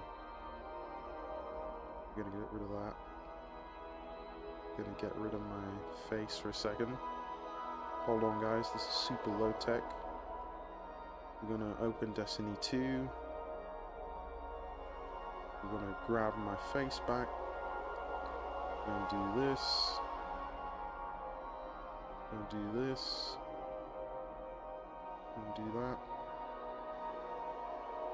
Okay. We're gonna play some Destiny 2. But yeah, thank you so much everybody who's tuned in right now. This is insane. I'm so new to like the whole Twitch thing. Let's make this a little bit smaller. This is pretty it's pretty big. Yeah, what activities do we have? In the meantime, whilst you're all looking at that, let me go ahead and find my emblem codes.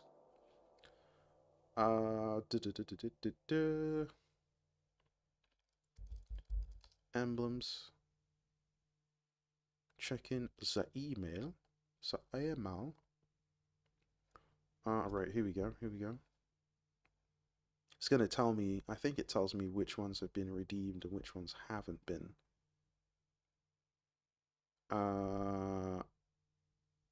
Wait, which ones is this? Excuse me. I have multiple emails, so give me a second to emblem codes. Make it specifically. I don't want to. Okay, yeah, I think this is the one. So, give me a second here while I check comms.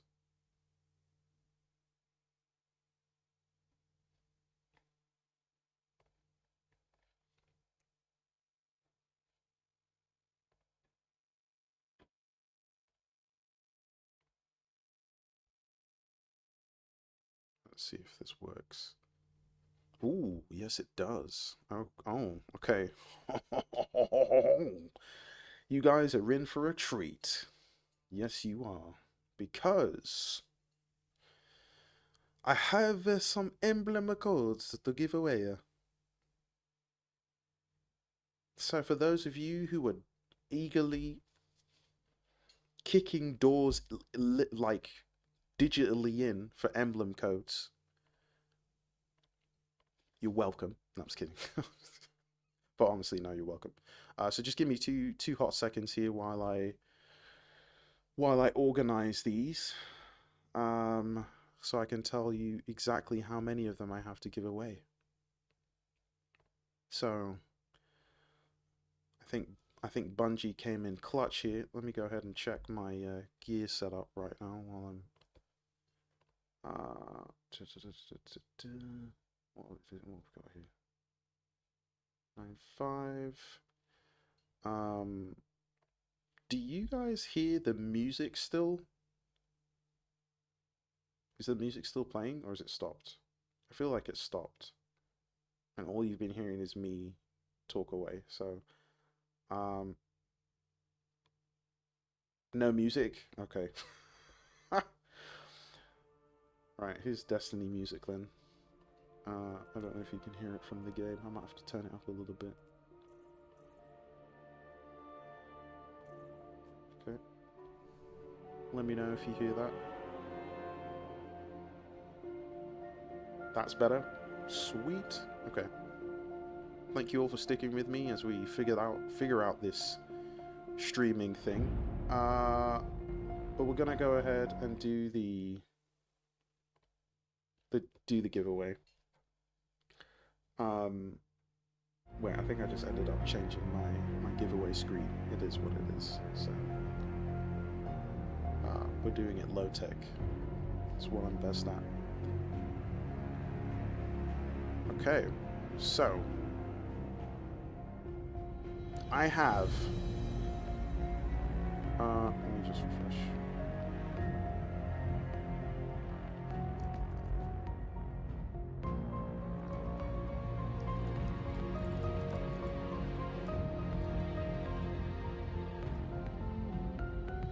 Give me 1 second, guys. Check a message.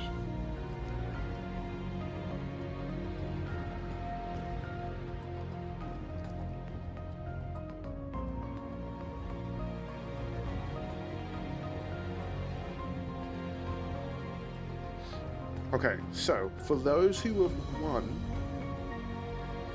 you will either hear for those who won Standard Edition, Edge of Fate, and Collector's Edition. If you're a winner, you will hear from either myself or potentially Shutterfinch, depends on how things work out.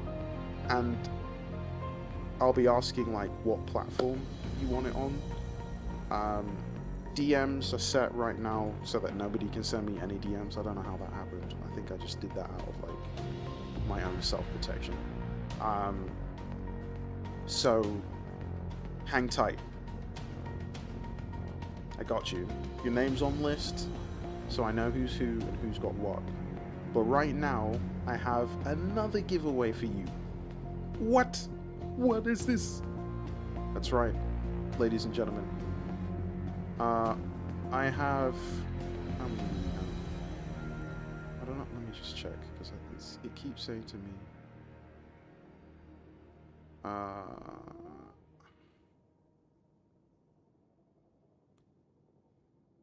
Oh, can I only claim?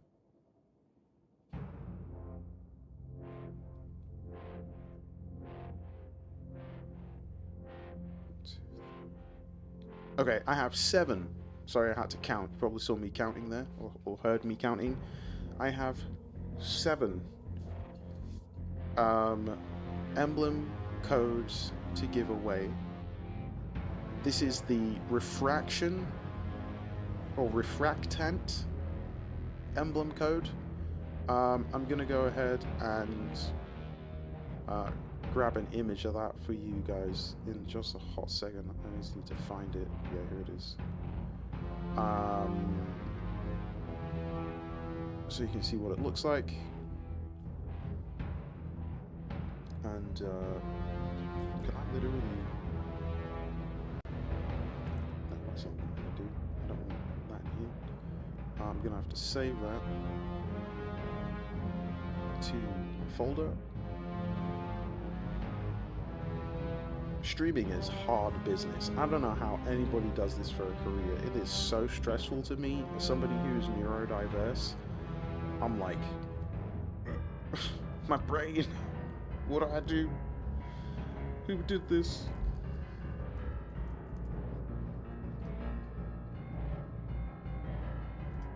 Yes, it's probably the emblem that you think it is, Dredgen Vale. Hold on a second, and I'll bring up the image for it right here. It is this one. This is the emblem that we're going to be giving away. And I have 7 to give away. Okay. So before we jump into some Destiny, we'll do this last giveaway. Pulling this out of literal 4th dimensional space for you guys. This was not planned, but I saw how badly people wanted emblem codes, and I'm just like, wow, okay, this is. I think we woken the hive for sure. The emblem goblins have entered the Sol system. Sorry, guys. I don't mean to make fun. It's just, I think I'm genuinely surprised at like how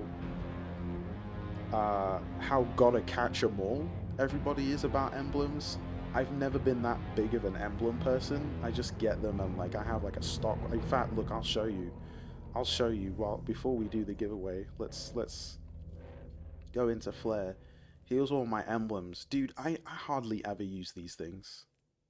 I don't really collect them. You know, the only one that I use is my super OG one. Where is it? This is seasonal. I think it was before seasonal. Let me just go account. It is from... Oh, hold on a second. I have to find it. It's a real old one.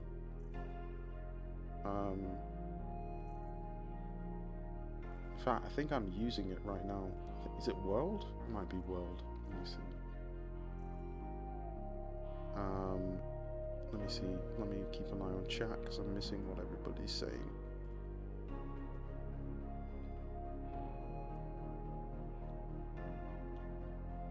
You have 10 sites in the general emblem tab.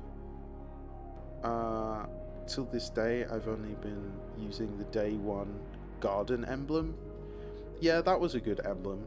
I did like this one, the Exodus Access. That was pretty cool. I'm trying to find this emblem that I really like. That is not. Why is it not in here? You know what? Let's go. I'm wearing it right now on my Guardian. What am I doing? Character. Yeah, this is the one. Search and Rescue. This is from back in the day. Y'all don't know nothing about Titan if you're a new Guardian.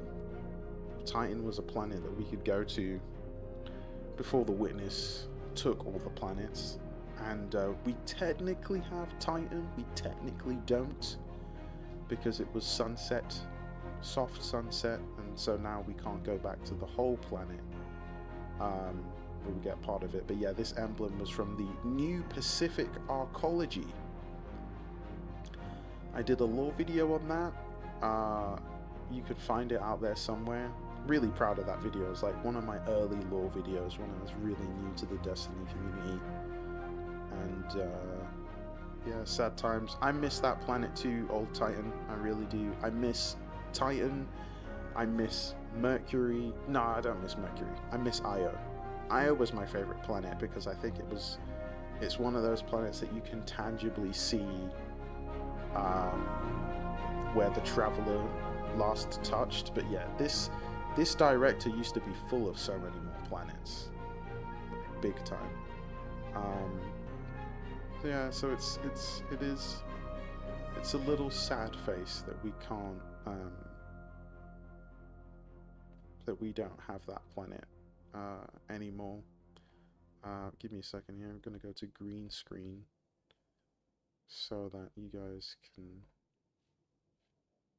I don't know why I'm not chroma keyed. Give me a second here. Filter, add effects, chroma key, bada bing, bada boom. There we go. Put me down here. Alright, let me check. Yep. So, emblem codes. I know that's what you're all waiting for. I'm getting reminded and I'm like, yep, you all got me talking about emblems. See what you did? See what you did? Okay. We're gonna make it real simple for you. We're gonna do exclamation mark.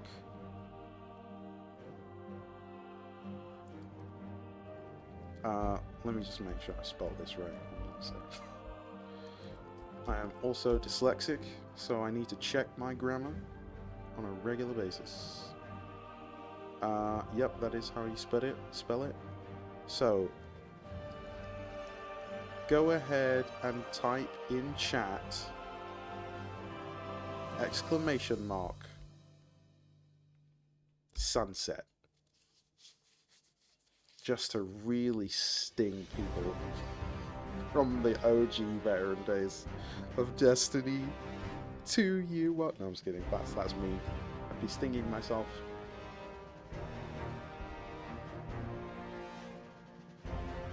Shutterfinch, could you help me make a symbol for,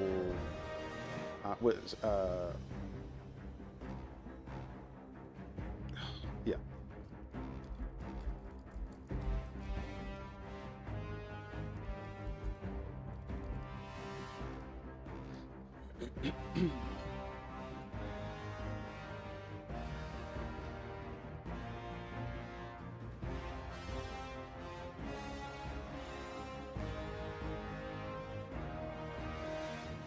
I love this music.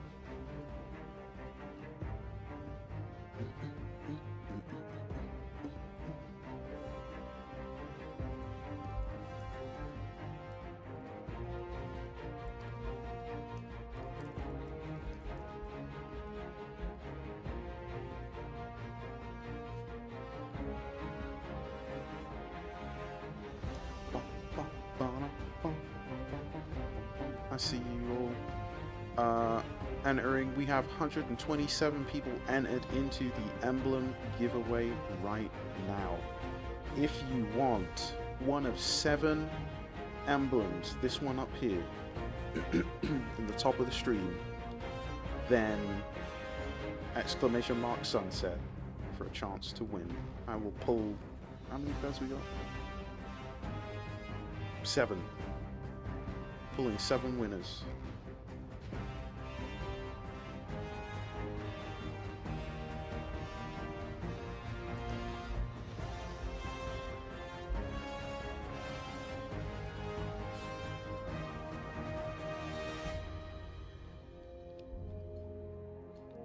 Let me go ahead and open my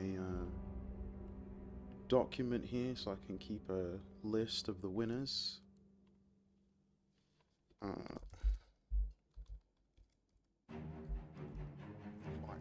Emblem winners. Yes, good luck everybody. Okay, is everybody entered? Nurik 8383. I know that you can't whisper me. Am I gonna message you a code? Did you win one? There was no raffle for emblem codes. They were just given away randomly. All the other creators also got emblem codes, so you can also look out for when they post theirs, or they do their giveaway, or whatever it is that they're gonna do with them. Yeah, Nurik, I know you're talking about an emblem, but you didn't. I did no raffle for the emblem codes. They were randomly dropped in chat, like 2 hours ago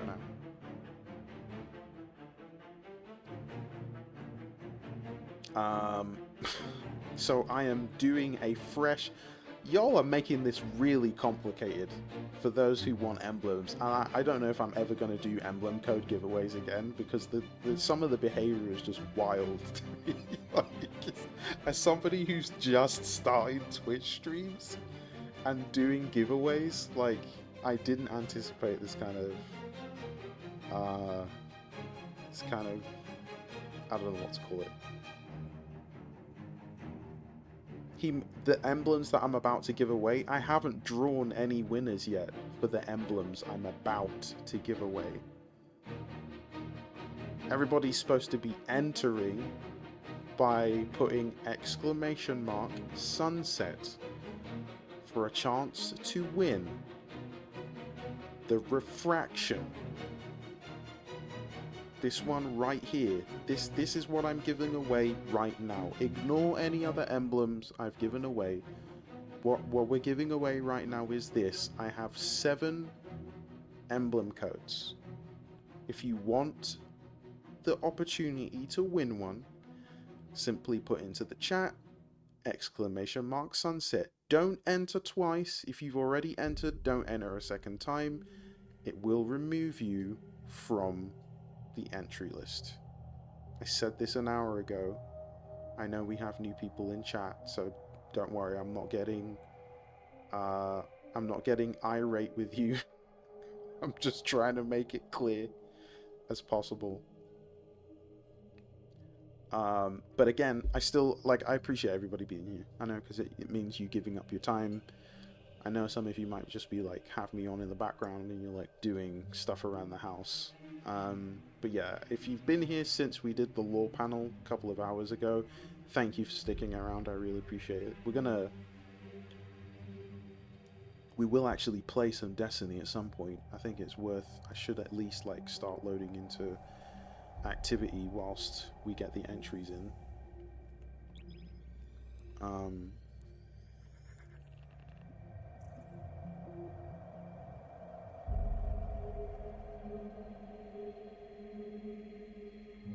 Some people have information processing issues. Don't sweat it if you've got this. That one guy, who and what are you referring to?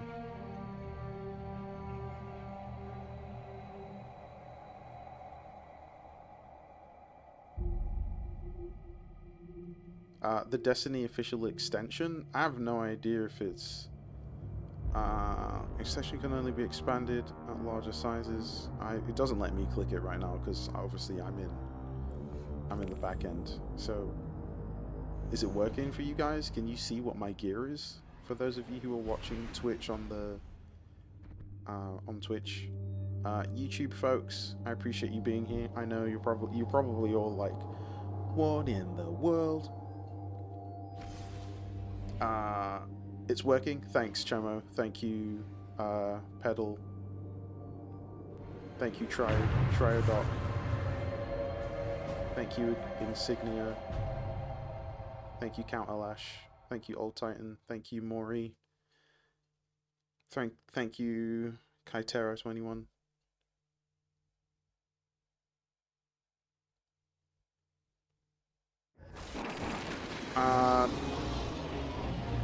Phylax found fame at Twilight Gap, yes? So one of the things that's really interesting about this, and don't worry guys, I haven't forgotten about the giveaway. I'm just waiting for the entries to roll in. I can see it on the side. We have 141 entries. I have 7 emblem codes to do away for the refraction emblem code. It is above my head. You can see it on stream right now. If you haven't entered, please enter. If you've already entered, don't enter again, because it will be in front of the list.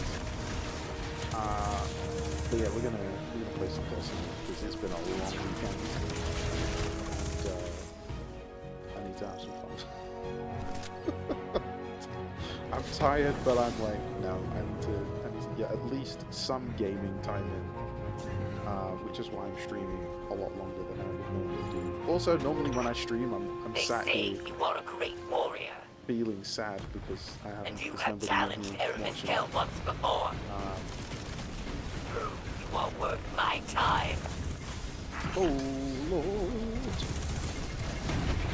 Oh my goodness! Yes, I do have the crossbow from Desert Perpetual. It took me a long time to farm this thing, guys. It didn't just land on my plate. I actually have 2 rolls, but yeah, I digress. How long have I been playing Destiny? I've been playing Destiny since 2017. So, what's that, 10 years? Just about 10 years or something? My math is terrible. So. Oh my goodness. My least favorite in the whole of Destiny. Wonderful. Yeah, look at this on down. Right, let me check the entries. Okay. Has everybody entered? As soon as I say, let me check the entries, I suddenly start seeing people type in chat. Tolik Cordor, I see you there. I appreciate you entering.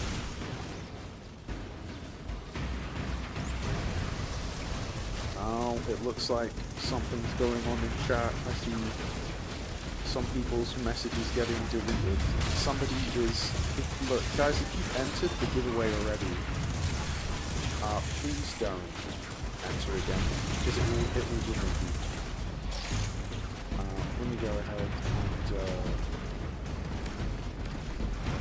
guys, is the volume level okay? Like, can you hear my voice well versus the game? Or is the game too loud? Let me know. Game is too loud? Barely? Okay, hold on. I just moved my mic closer also, so there's that. Let me see if I turn my mic off as well, so that might help. Game too loud, game too loud. Yep, okay. Let's bring game down a bit. How are my audio levels now? Like, I've turned myself pretty high up. I've always been afraid of being too high up in case, like, I peek and say something loud.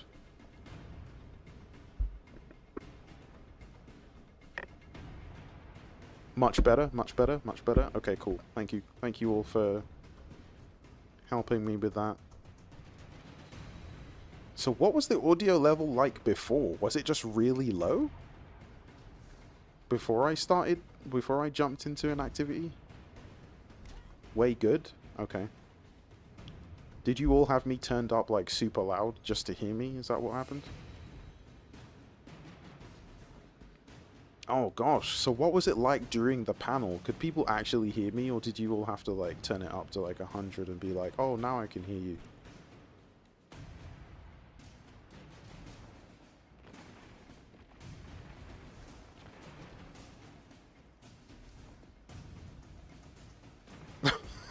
Oh no, that's terrible.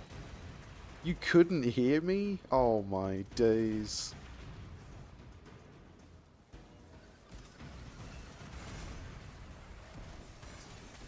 Lad Dead Red. I'm gonna assume all the entries are in, unless anybody hasn't entered the giveaway. But if you haven't entered, if you've entered the giveaway already, please do not enter again. It will remove you from the list. I can already see a whole bunch of you whose entries don't count because you spammed, and Nightbot told you not to spam, and so did Shutterfinch. So it is what it is. Unfortunately. Oh, Moonvold is online.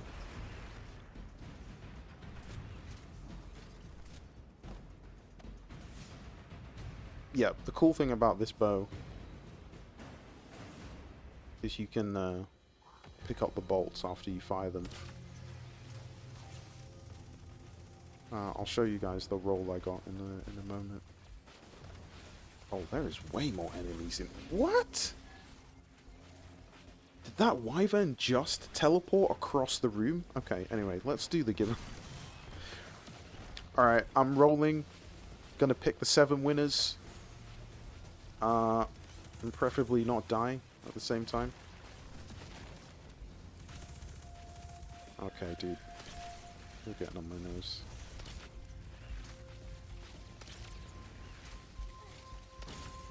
Goodbye. The roll I have of this does explosive damage,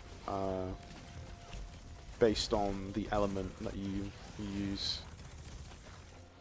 So I have solar, so targets get annihilated. Okay.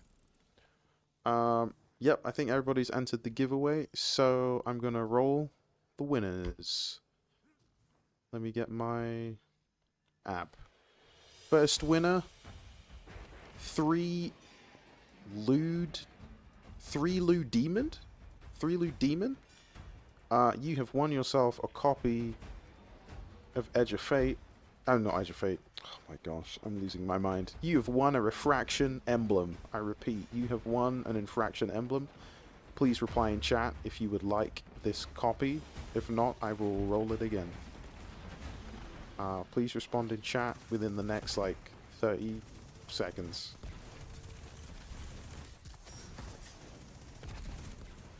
I don't know how Twitch streamers do this. Gaming and talking to people all at the same time. This is wild. 3 Lou Demon, you've won a copy of Edge of Fate. Please respond in chat if you're here. I hope you're not like in the kitchen making a cup of tea or something, because that would be a really bad time to be doing that. You here? Oh yes. Good person. Good person.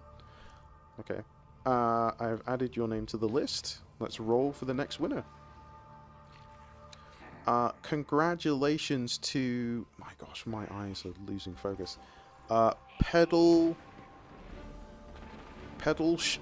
Sherlock? Yo, pick some... How am I supposed to pronounce that out loud? Pedal Sherlock? Did I pronounce that correctly? You've won an emblem code. I will try not to die and also put your name in the list. Give me a second here. Let me copy your name into the docs. Well, okay. Give me a second, guys. I will get the next winner.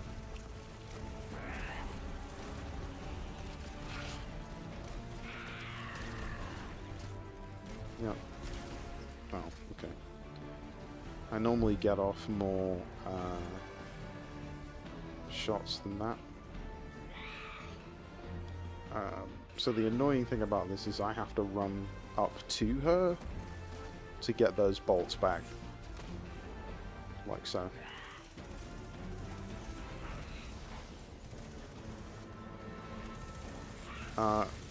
Give me a second, guys. I'll grab the winner in a sec. I'm hoping for this double loot. Got a somewhat decent team here.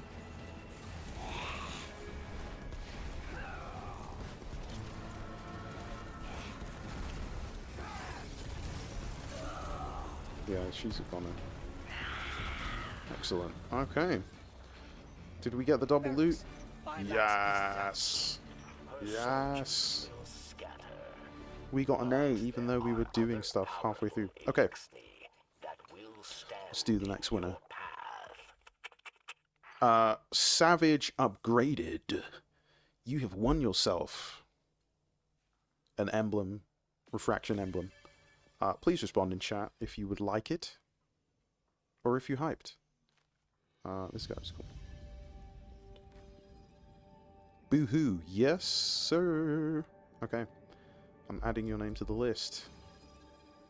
That is 3 down, 4 to go. I don't know, God, I don't know, guys. I don't know. This guy, Salmab, doesn't know how to do math.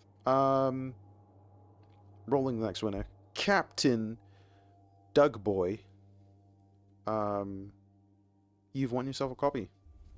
You've won yourself a refraction emblem code. Somebody tell me to never do giveaways ever again. No, don't tell me that, because you've got to do giveaways every now and then, right? Right. What is this? We didn't even get... That's terrible loot. Oh no, that's not terrible loot. That's good loot. Captain Dougboy, please respond in chat if you would like your refraction emblem. If not, I will re-roll and give it to somebody else who would like it. I hope you're not, like, in the restroom right now, because that would be extremely... that would be awkward. And the speakers are playing out loud, and it's like, you've won an emblem code, and you're like, no! Or something like that. No, I don't know why that was the scenario I went with, but hey. Captain Dougboy, one more time. Dougboy. You've won a refraction emblem. I'm not looking at chat, so I don't know if he's here. Is he here, guys? Has he responded?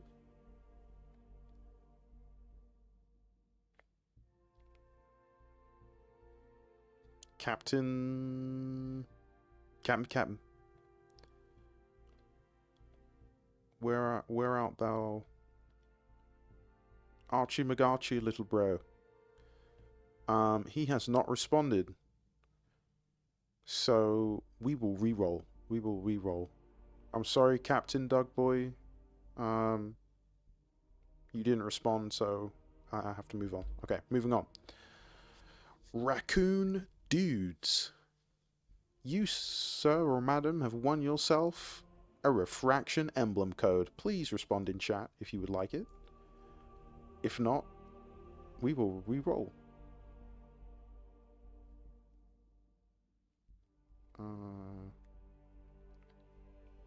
Have you guys seen this weapon? Returned memory. This sucker punches like... I was going to use an analogy then, but that might be slightly derogatory, so I digress. But this thing hits like a freight truck, especially with these seasonal weapon modifiers. It's pretty tasty. I actually might use that now, just so that we can see what it's like. Raccoon dudes, you've won yourself an emblem, brother. Please respond in chat.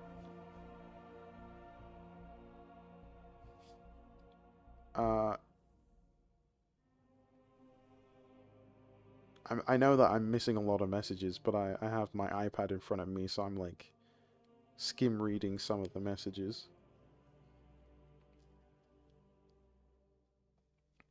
Run lead from gold ammo for the win. Laddered red, what do you mean? Another reroll. Oh, there we go. Raccoon has responded. Thank you very much. I will note, I'm making a note of your name. I will reach out to you with your emblem code probably after the stream. So let's do the next winner.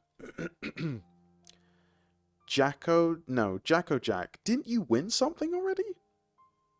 I'm pretty sure Jacko Jack won. Wait, let me check my notes.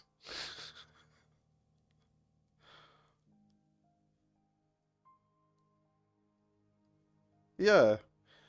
Jacko Jackal won a copy of the Edge of Fate Standard Edition.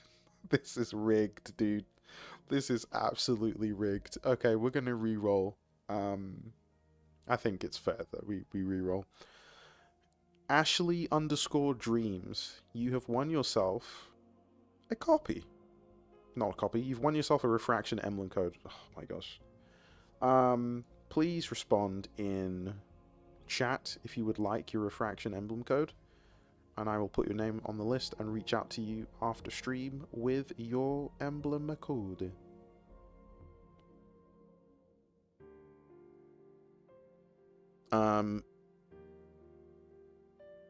I hope everybody that's winning these emblem codes is actually... I need to find a way to...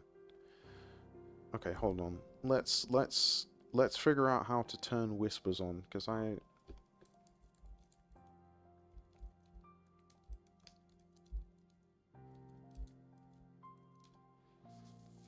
it's getting really annoying. Okay, so I need to go settings, security.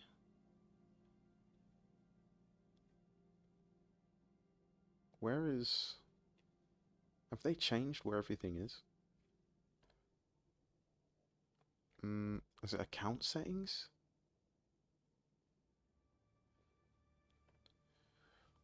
Google, what is this?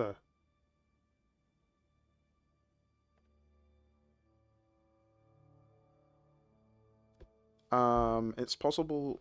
Oh, that's weird.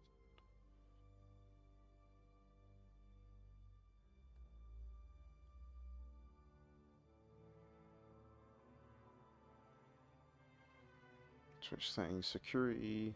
Oh, okay, here we go.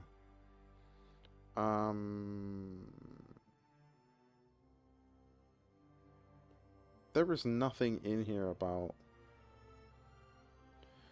whispers on is danger territory. Well, I just want to even know that it's here. Oh, yeah, it says block strangers. Block whispers from strangers unless you whisper them first. Okay, that's fine. That's cool. No problem. So here's what we're gonna do.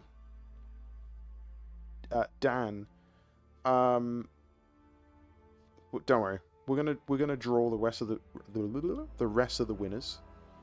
Ashley underscore dreams, you still haven't responded in chat, so if you're here, please do so that I can put your name down on the list as people who I need to reach out to for your emblem code. If you don't respond in the next, like... Oh, did they finally put matchmaking on Coil? Did Bungie listen to me? Oh, what is this magic?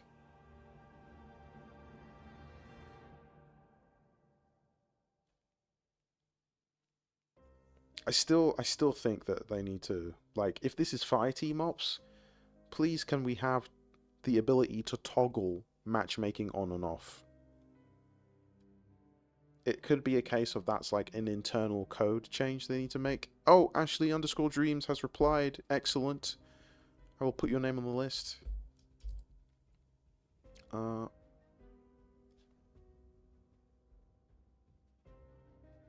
So we have 2 more emblem codes to give away. So I'm just drawing the next winner. Speed underscore demon 88. You, sir, congratulations, have won an emblem code. Please respond in chat if you would like it. If you don't want it, then let me know. And but we'll pass it on. In the meantime, I'm going to queue up for the coil. I love the coil. It's Arkham Carabiners.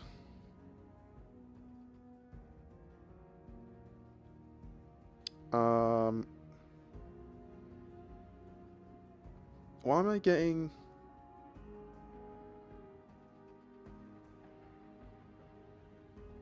Okay, hold on. I'm seeing messages in Twitch chat. Give me a second. Speed underscore demon, thank you very much. I will add your name to the list. And then I will check out what's going on in Twitch chat because B underscore res said something about the emblem. What did they say?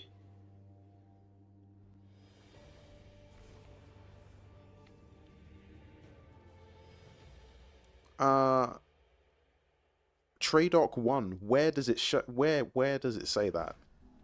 Or show that? I've never once seen that in Portal activities. The ability to turn matchmaking on any of these. Matchmaking is off. There's no way to change that, even in modifiers.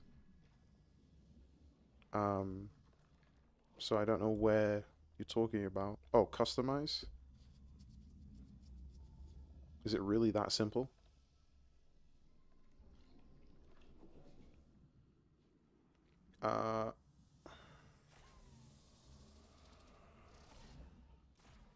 Yep, okay, Bungie. Thank you for the explanation, I know. There is still nowhere here does it say anything about turning on matchmaking, guys. Like, literally...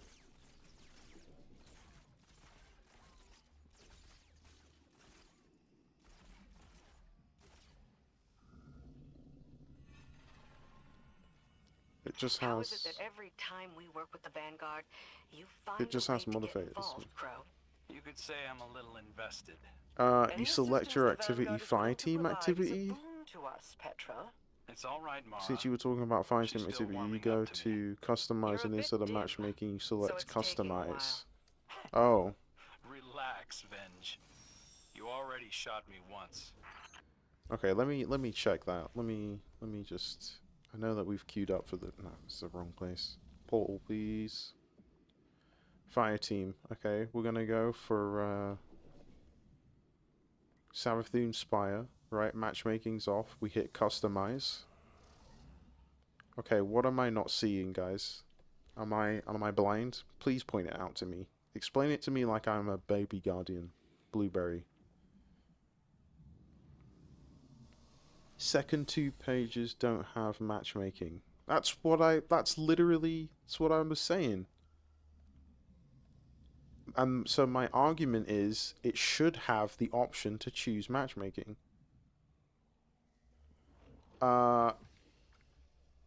I00E3, we're about to draw literally Let me see how many winners do we have. The last winner right now. So if you didn't enter already, then I'm sorry, I can't help you. Oh, also for those of you who don't know, this is Meet Riven, the last Ahamkara, basically a wishing dragon. If you've never played Destiny before, from Season of the Wish, one of the best seasons. Chef's kiss.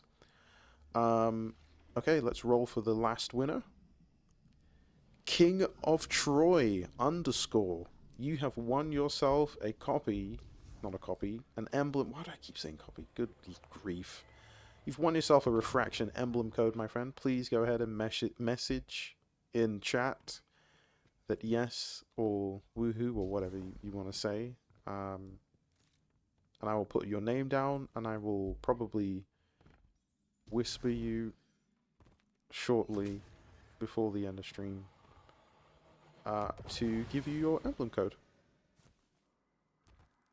And he's replied, excellente. Let's add you to the list. Alright, folks, that is the end of the giveaways. So, I'm sorry to everybody who didn't get the opportunity to win an emblem code, but this was a completely unplanned extra, because I didn't think I would have any emblem codes left. But apparently I did. They were codes that I wanted to give away and just never had the opportunity to, because guess what? Nobody wanted them. For some really weird reason. Nobody wanted these emblem codes, so I just had them sitting. Their corruption may reshape these holes. So yeah. Deal with them before the path collapses around us. Alright.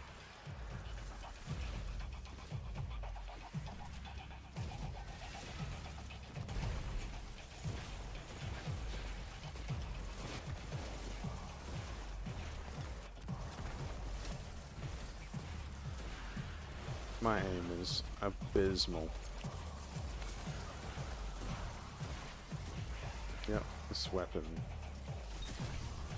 It smacks. And I also died. Okay, what am I missing in chat?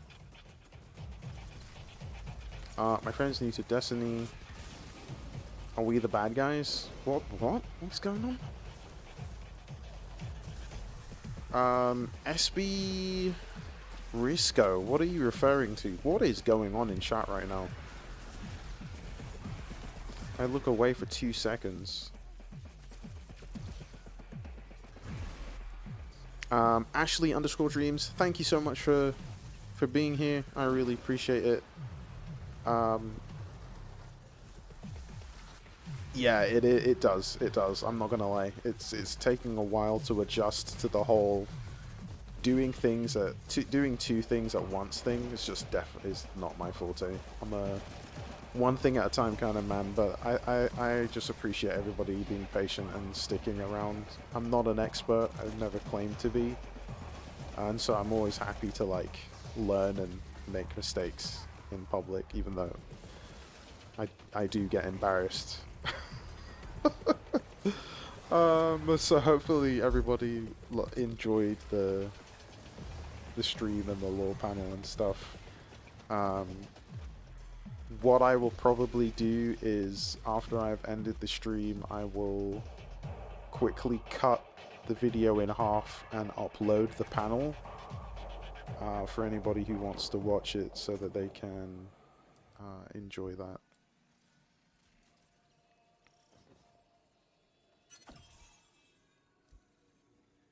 Yeah, if you're tuning out, thanks for dropping in. I appreciate you. It's been really great having everybody here. It's been a wild day, right? Got to talk to two developers that work for Bungie. What? That doesn't happen every day. But yeah, I'm immensely grateful. And I'm super grateful for all the followers. Like, what the heck, man? I'm looking at the followers and I'm just like, when did this even happen? So, like, obviously now I have to be committed to streaming regularly. So I normally stream twice a week. Once on a Monday and then once on a Thursday, I think is how I have everything set. Also, I don't know why I still haven't spawned in just yet. This is really weird. It's saying find spawn location, but it's not. We may just reload this. Nope, there we go, we're back. And it's put us all the way at the end? Yep. It put us all the way at the end, guys. Oh no, it didn't. Put us in the next area. Okay, that's fine.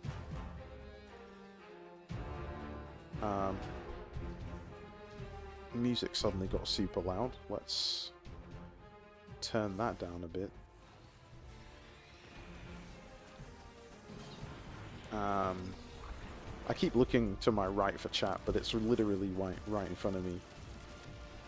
Monday at what time? So, Monday at... roughly, I normally, like... So what will it be? Reset time. Monday reset time. Destiny reset time is when I stream. If it's not, check the schedule on the channel. If you scroll down or somewhere in the tab, you can click schedule and it'll tell you exactly what time I'm streaming.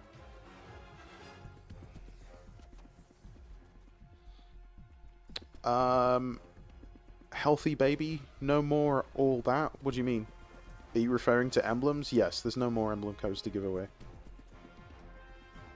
Why am I not... Why is it still... It's looking for a safe location to spawn me? Why is none of these guys rezzing me? Can they not see me? Yeah, I'm definitely there. They just haven't rezzed me.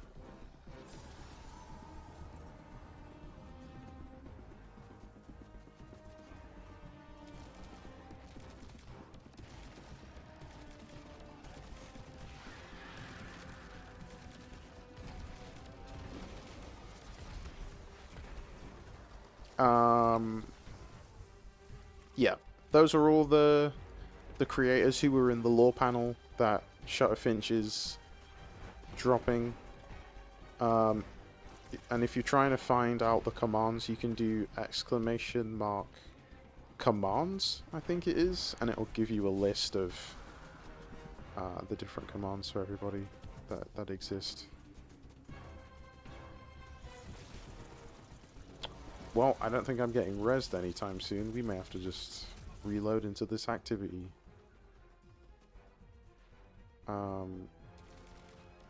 Because I wasn't paying attention, we suffered.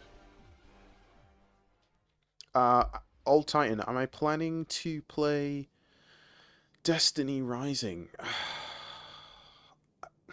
I'm gonna give it a try.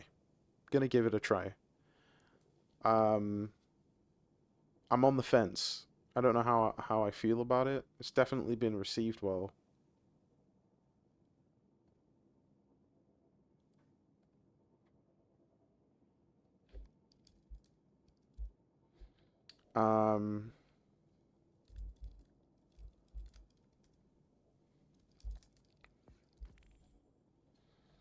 Also, okay, let's just get out of this activity.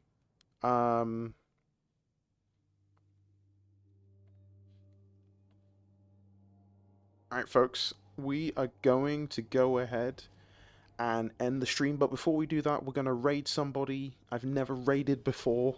Holy moly. We're going to raid somebody, so give me a second here, and let's find somebody to raid.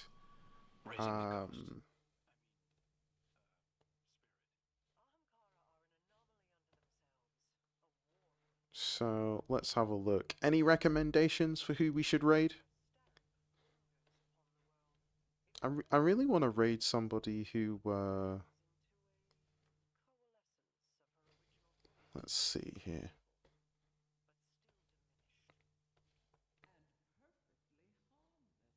Oh, God. I love the voice actor who did Riven. Amazing. Absolutely amazing. Okay, sorry, I'm getting distracted. Okay, let's see here. Who do we want to raid? Who's on that isn't normally...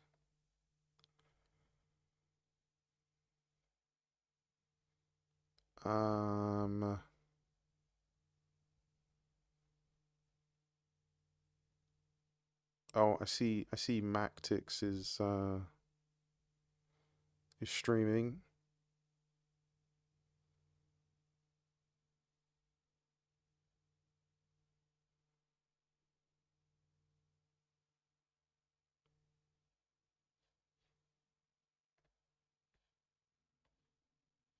Hang tight, guys. Hang tight. I see you in chat. I see you. Hold on a minute. Sabe the Blade. Sabe the Blade. Let's have a look at Sabe. What are they playing? They're playing Destiny. He's currently looking at his inventory.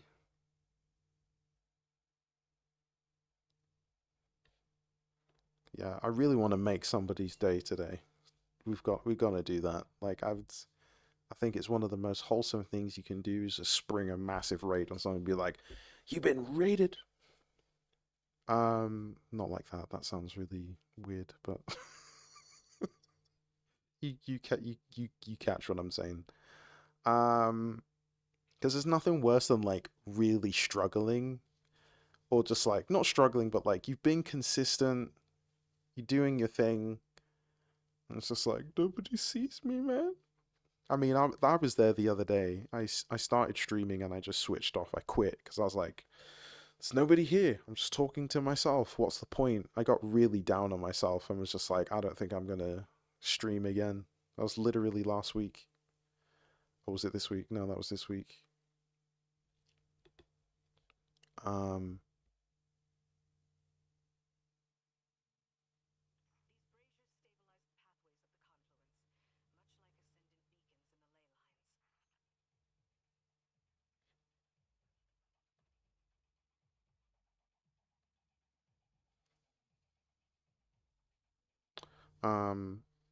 It's also wild to me that like at this time of day, most of the people who would normally be streaming Destiny aren't streaming Destiny. But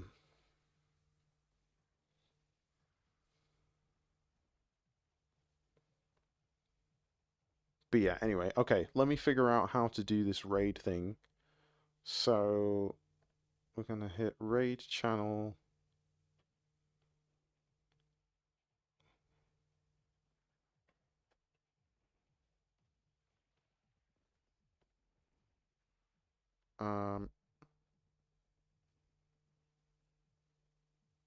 Oh, okay. Oh, okay. I see. I have to find them in the list, guys. I'm so new to this whole thing.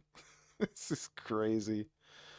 I'm getting excited about raiding somebody.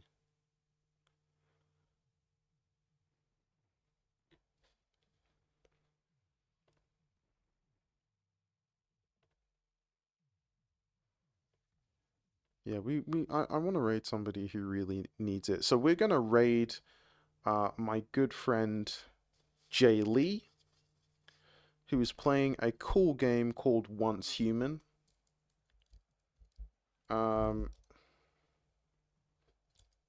She does really great content, and she's like me. She's neurodiverse.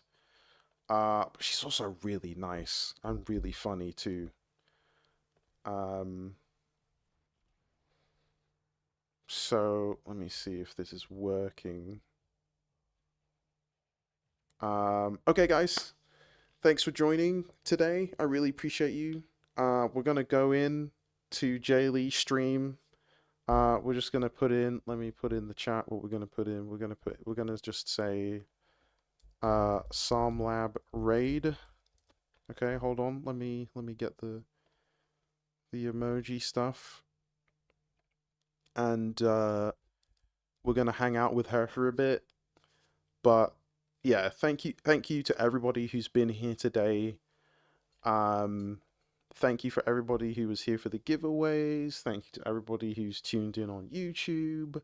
Thank you for everyone who's here for the lore panel. If you missed it, lore panel VOD will be up within the hour. Don't worry, I'm gonna quickly download that and cut it in half if it'll let me, and just chop off all the junk on this end of stuff. That's just the regular stream stuff. But yeah, I appreciate you all. Gonna go ahead and get this raid started. Let me see. I need to hit start raid. So yeah, thank you for being here. Everybody join in. Everybody, let's go. Let's go. Wanna make a jump. Okay. Is everybody in? We in? Alright, so we got 1 minute. Yeah. Keep following. I'll be streaming regularly. Follow me on socials. Lots of updates about the TV series, Destiny TV series that we're making, myself and Shutterfinch, Old Chicago. It's all about Guardians, Shayura, Reed 7, and Aisha. Yeah, it's going to be good times. We'll have more updates soon. Devlogs are on the YouTube channel. Don't forget to check that out. And yeah, I think that's it. Thanks. Just thank you so much, everybody. And I'll see you in the next stream. Godspeed. Don't know why I did that like Sailor Moon, but anyway, let's go raid.